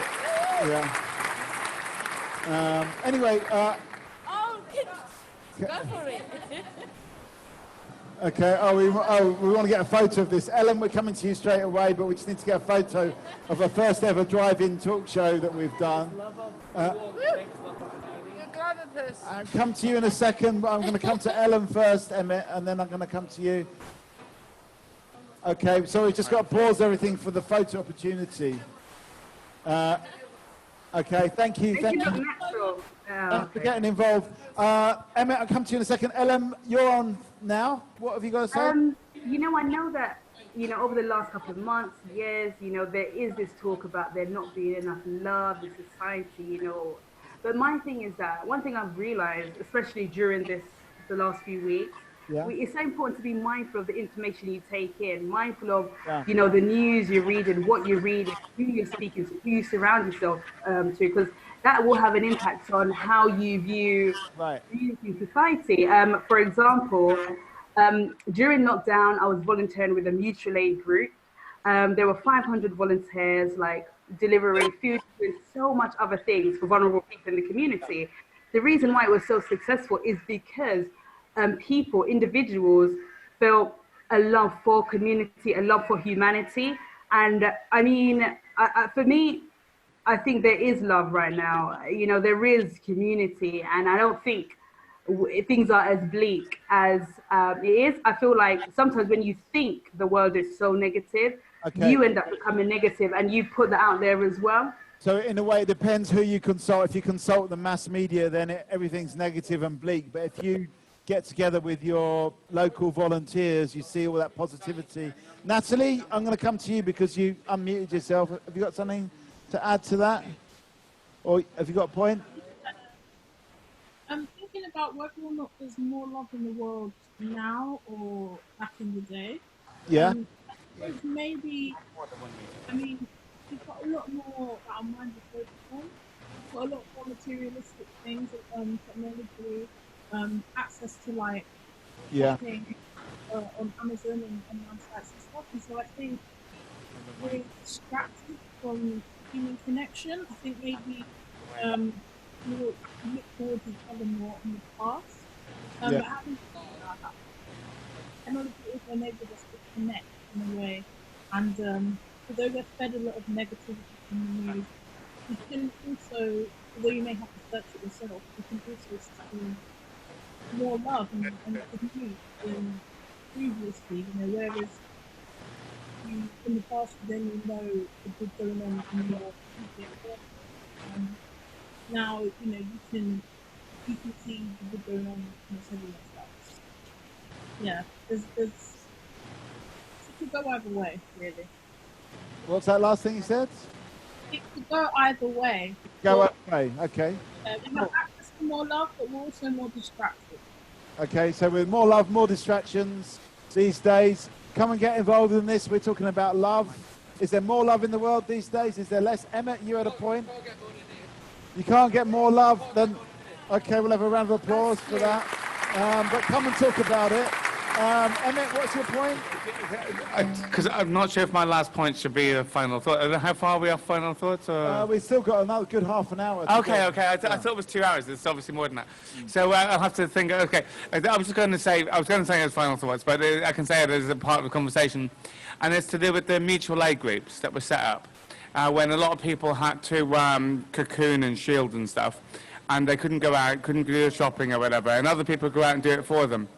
And there's loads of people who never really got to know anyone in their communities very much before, and all of a sudden these grew up seemingly out of nowhere, and people were getting to know and speak to their neighbours and maybe they'd lived next door to for years and never really spoken to, and all of a sudden everyone's sort of all working together and making sure that everyone gets their prescriptions collected and everyone gets their things and no one's going hungry.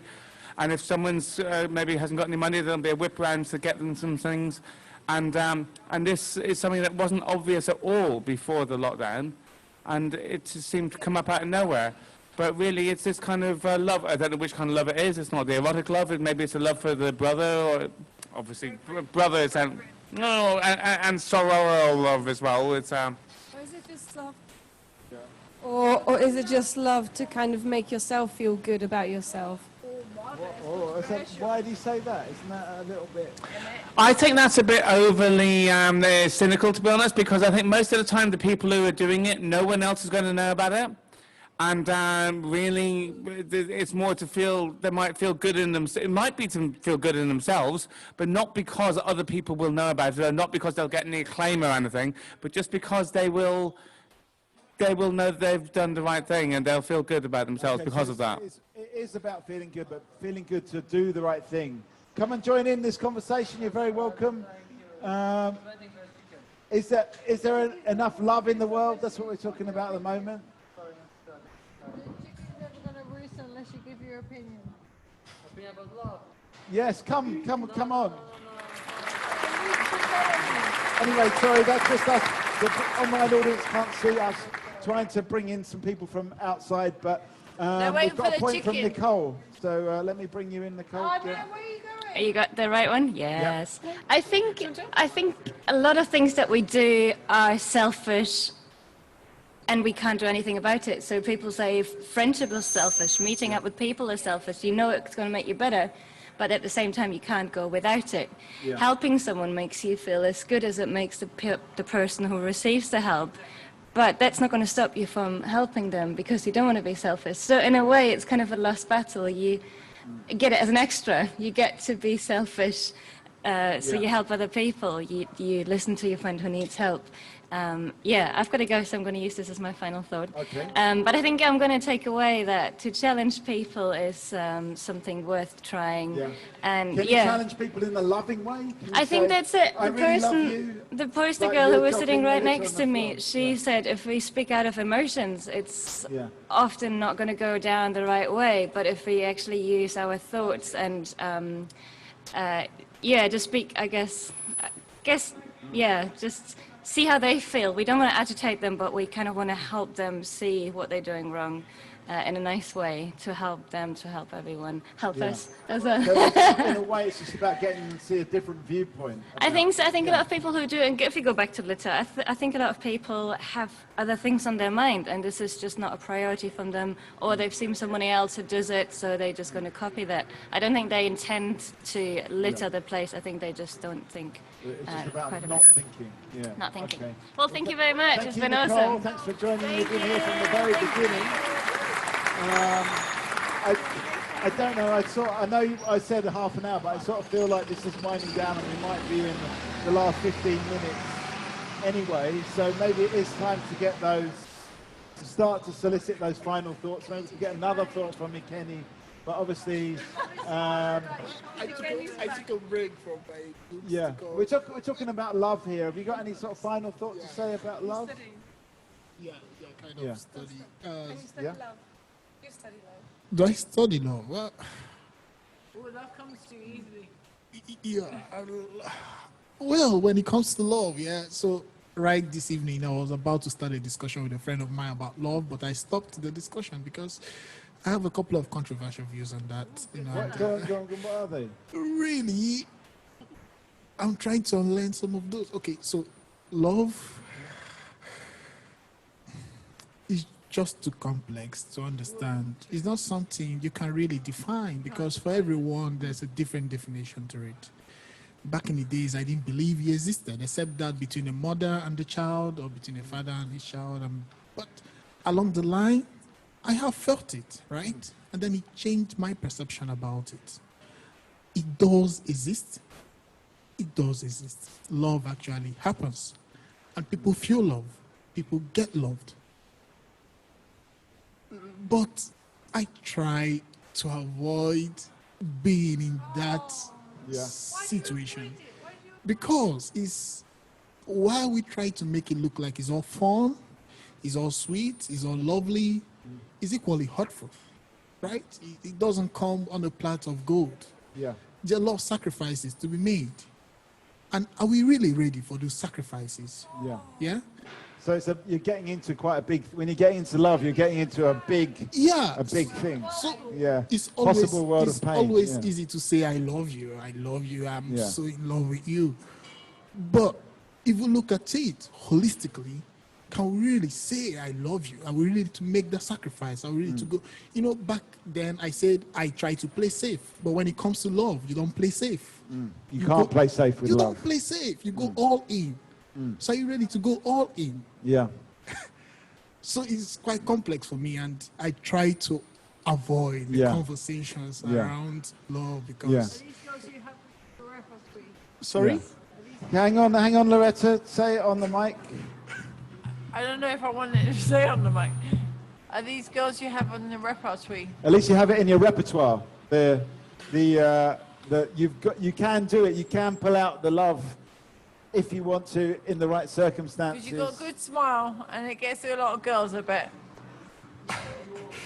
Well, like I say, this is just is you know, like I say, people should always be ready for that sacrifice, and until you get to that point, that's when you really define what you're talking about love. You know, it's always easy to talk about, but it's hard to deliver. It's actually hard, very difficult to deliver. Okay, love is difficult, especially I guess in the long term. In the long term. I need to get back. Okay, Ikeni, thanks for stopping for a second time, and thanks for a great final thought. Ella, have you got a final thought? You got a final thought? I mean, do you agree with Ikeni that love is like too much to get into sometimes? It's just. It is like going in too deep, I felt I got from him.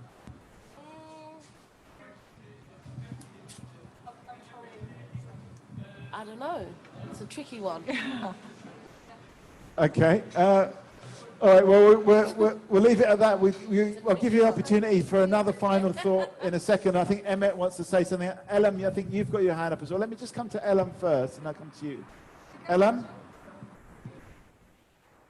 Oh, I'm sorry. I don't actually remember what I was going to say now. Well, we were talking about, before we were talking about different kinds of love. We were talking about the sum total of love. We're talking about this idea of selfishness, selfish love. Is it selfish to go around helping people because you get a kick out of it? Was it any of those things? Oh, yeah, that's what it was actually. No, I was just talking about like volunteering. I think it's all right to sort of volunteer, talk about it, and it make yourself feel good. I mean, the only reason why I talk about it is because I know that many people wanted to volunteer, but they didn't know where to go. Right. Obviously, the government scheme wasn't successful, but then when I talk to them about the mutual aid thing, they're like, oh, right, okay, they're going to seek out their own. So I talk about it to let other people know about it. And it does feel good to volunteer because this was a really bleak time. And I feel like I needed to get the joy where I could. And you know, it helps. So it gave you a sense of hope in the bleakness. Exactly. Okay, and I guess you're talking about it to let other people know that they can volunteer as well. Emmett, let me come to you. It's just about... Hang on, let me turn you up, hang on. It's just about what Kenya was talking about in sacrifice and stuff, because I was wondering about, maybe that's the thing about love that people sometimes forget, is that maybe you can't have love without sacrifice. So obviously when you think of the love of a mother towards their child, which is, you think, pretty much unbounded, you know, a mother will do almost anything, particularly like for like a newborn child, before they've got an opportunity to really piss her off. And but maybe all kinds of love. Like, so every time that you say to someone, I love you, and you really mean it, it's not about that moment. It's about the future when they're not reciprocating anymore. What you're basically saying is that I'm prepared to basically undergo huge pain and hurt and stuff in the future because of the way I feel about you now. So maybe if you don't have that sacrificial aspect, maybe it's not really love. And I keep brought this up, it hadn't really occurred to me, but it just when he said that, I thought, well, maybe that's true. Yeah. So actually, it's about the pain in the future that you either... The potential, if you think of potential energy, in this physics, you've got the concept of potential energy. So you've got kinetic energy, when something's moving very fast, and it goes up into the sky, and it loses its kinetic energy, but it gains gravitational potential energy. So you know that it will still move again, it's just... It's gravitational, so it'll come to the top of its arc, and then it'll come down very, very fast and gain more kinetic energy again. Okay. So maybe the love is a bit like that. This love energy is something that involves a huge amount of pain, and so it's why we don't do it very easily, and why maybe people are reluctant to say I love you and stuff, because they know that in the future there may involve being a lot of pain. You are opening yourself up to pain in the future by declaring love in the present. Simon, you've unmuted yourself. Is this a final thought? Have you got a contribution here? You're very quiet there, Simon. I hadn't actually. Unmuted myself. Okay. It's super interesting though. I mean, I came to a conclusion a few years ago. I suddenly realised that I didn't actually properly understand what love was, and I've been operating on a sort of. I think a lot of people. Oh yeah, I won't go into that right now. I think it's it's a big thing. It's a deep thing, and it changes as you get older. And some people even say that it's a way of being. And I think quite often we confuse what we want and doing and actions with the sort of more bigger nature of what love can be about selflessness and also about community as well, and all the different forms of love. And also I've got a huge amount from mutual aid groups as well. Like Ilan was saying, it's actually improved my mental health and being around people showing love in a sort of community way. Is incredible. Yeah. Okay, well, that's a great point. I feel like we're doing final thoughts, so I definitely want to get one from Natalie and from Steve. Some final thoughts around the table as well. Adam, have you got a final thought? Maybe. About love or anything. Final thought. Yeah, no, I think it's a really that's a really good discussion we had today about the important topics which are not related whatsoever to the current pandemic, which is really refreshing because the world is still going on, and I think the discussion about the love was very inspiring. Okay. And, it's time to talk about very love. good. Yeah, it's time to talk about love, not about the problems we are facing now. Ellen, you've got a That's point. all. Thank you, Adam. I was going to say that in terms of like the mutual aid thing and helping others, I mean, I think it's a love for self and in terms of you doing it for others, it brings a love back to yourself, to knowing that you can do this, show love to other people. Yeah. Because you love yourself, and it's a circle, really cyclical. Yeah. So the love comes back. It's a big circle. Fancy man. Okay. Is that your final thought, Lorna? The father is the fancy man. Yeah. Thanks so much for getting involved. I'm going to give you a round of applause. I'm going to come to Steve. Have you got a final thought? No. You had your hand up, or was that just Sorry, I was on mute.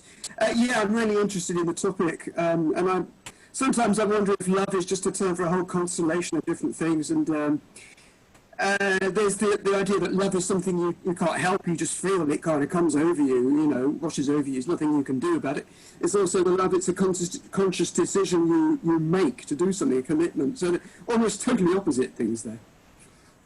That's all I have to say at the moment. I just missed the last thing you said there. Oh, well, okay, so you got the love that kind of washes over you that you can't help. It's a feeling you get that you can't help.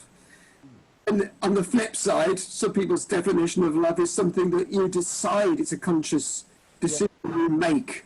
Okay. You're going to it's an act, it's a commitment, it's a decision. You are going to love your community or somebody and behave in a way that, yeah. Well, that's the whole kind of work about how deliberate love is or not. Kirk, have you got a final thought or initial thought? Good night. Okay, that's a good one. We'll give you for that. Let me just come to Ellen. Have you got a final thought as well? Loretta, Andy? No? Okay, while you decide, I'm going to go to Ellen. Ellen. Yeah. Hi, Mikey. Thanks for coming back to me. I have to say, I've had many points this evening, but I actually don't have a final thought. Just want to say, I really like the setup of this Talkaoke. It looks like it was a success. Yeah, it's great to be back out on the street, but also, in a way, we've learned something to bring in this web audience as well, which is nice. And long may that continue. Let me just check and see if there's any comments on the Facebook as well. Actually, while we no, there's no comments on Facebook, but people, if you are on Facebook, you can comment later if you want to, and we'd very much like to hear your comments. Final thoughts, Loretta, Andy? You can say it. Okay. Okay. Final. I'm not ready. Come on. We're on the same table. Okay. Well, I'm going to go to Margot. Maybe we'll. Emmett, final thought. Yeah, I was just saying how nice it was to be out in the street, and that you get to have the people who are here. So we get people in their cars coming to the drive-through. But we also get people, young kids. Now, we would normally be across the road in the Tommy Flowers pub, which is an amazing pub, a lovely place, really friendly community venue. But you wouldn't get someone coming in there with small children. It just wouldn't be appropriate. So there's something really nice about having it in this liminal space.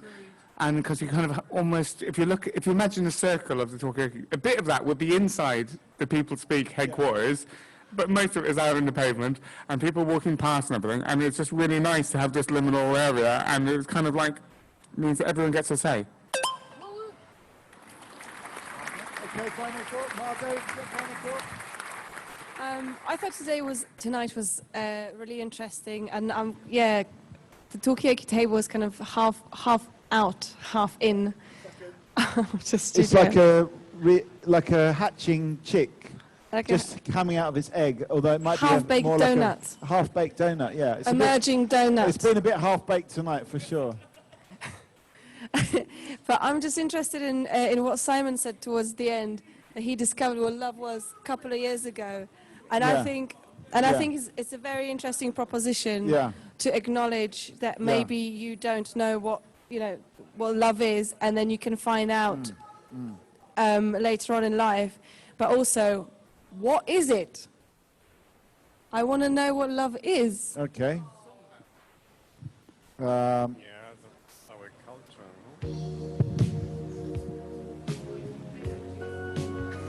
It's coming up. So it's quite quiet though, because I've got. Anyway. Okay, Natalie, have you got a final thought? I don't really know how to condense in the final thought, but yeah, it's been very interesting listening to the conversation tonight. Margot invited me along to attempt to kind of create some art around the conversation. Yeah. But I've struggled because I've been really listening and forgetting to actually create. So yeah, I might try and come down in person next time. I think that'd be nice. Yeah. I mean, also, I suppose you're creating with your mind rather than with the pen or pencil. Yeah, exactly. Way of doing it, I suppose. But thanks for coming. I'm going to give you a round of applause. Thank you, Natalie. if any of the thoughts kind of sit Yeah. in your mind and you want to express them later, that's also absolutely wonderful. Any other But it was so final great to thoughts? have you. Any other final thoughts from any? Loretta, have you got final thought? Oh no, I was trying to listen to what Emmett said. Okay. Elam has got a final thought. Elam? You should be proud of No. what you did tonight, Mikey and Margot And Rick. okay, well, thank you. There's a round of applause for everyone. Thanks everyone for joining. We're gonna go out on a song. Okay. Thanks everyone. Thank you.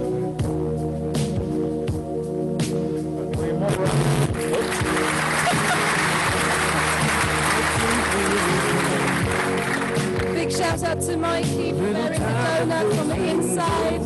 Big shout out to Rick on the backstage. Rick's got very looking after the not yet emerged reveal of donuts. And shout out to everybody who joined us tonight. Aberfeldy Live. Come on, people, give us a wave. Turn your cameras on. No one's got their cameras on.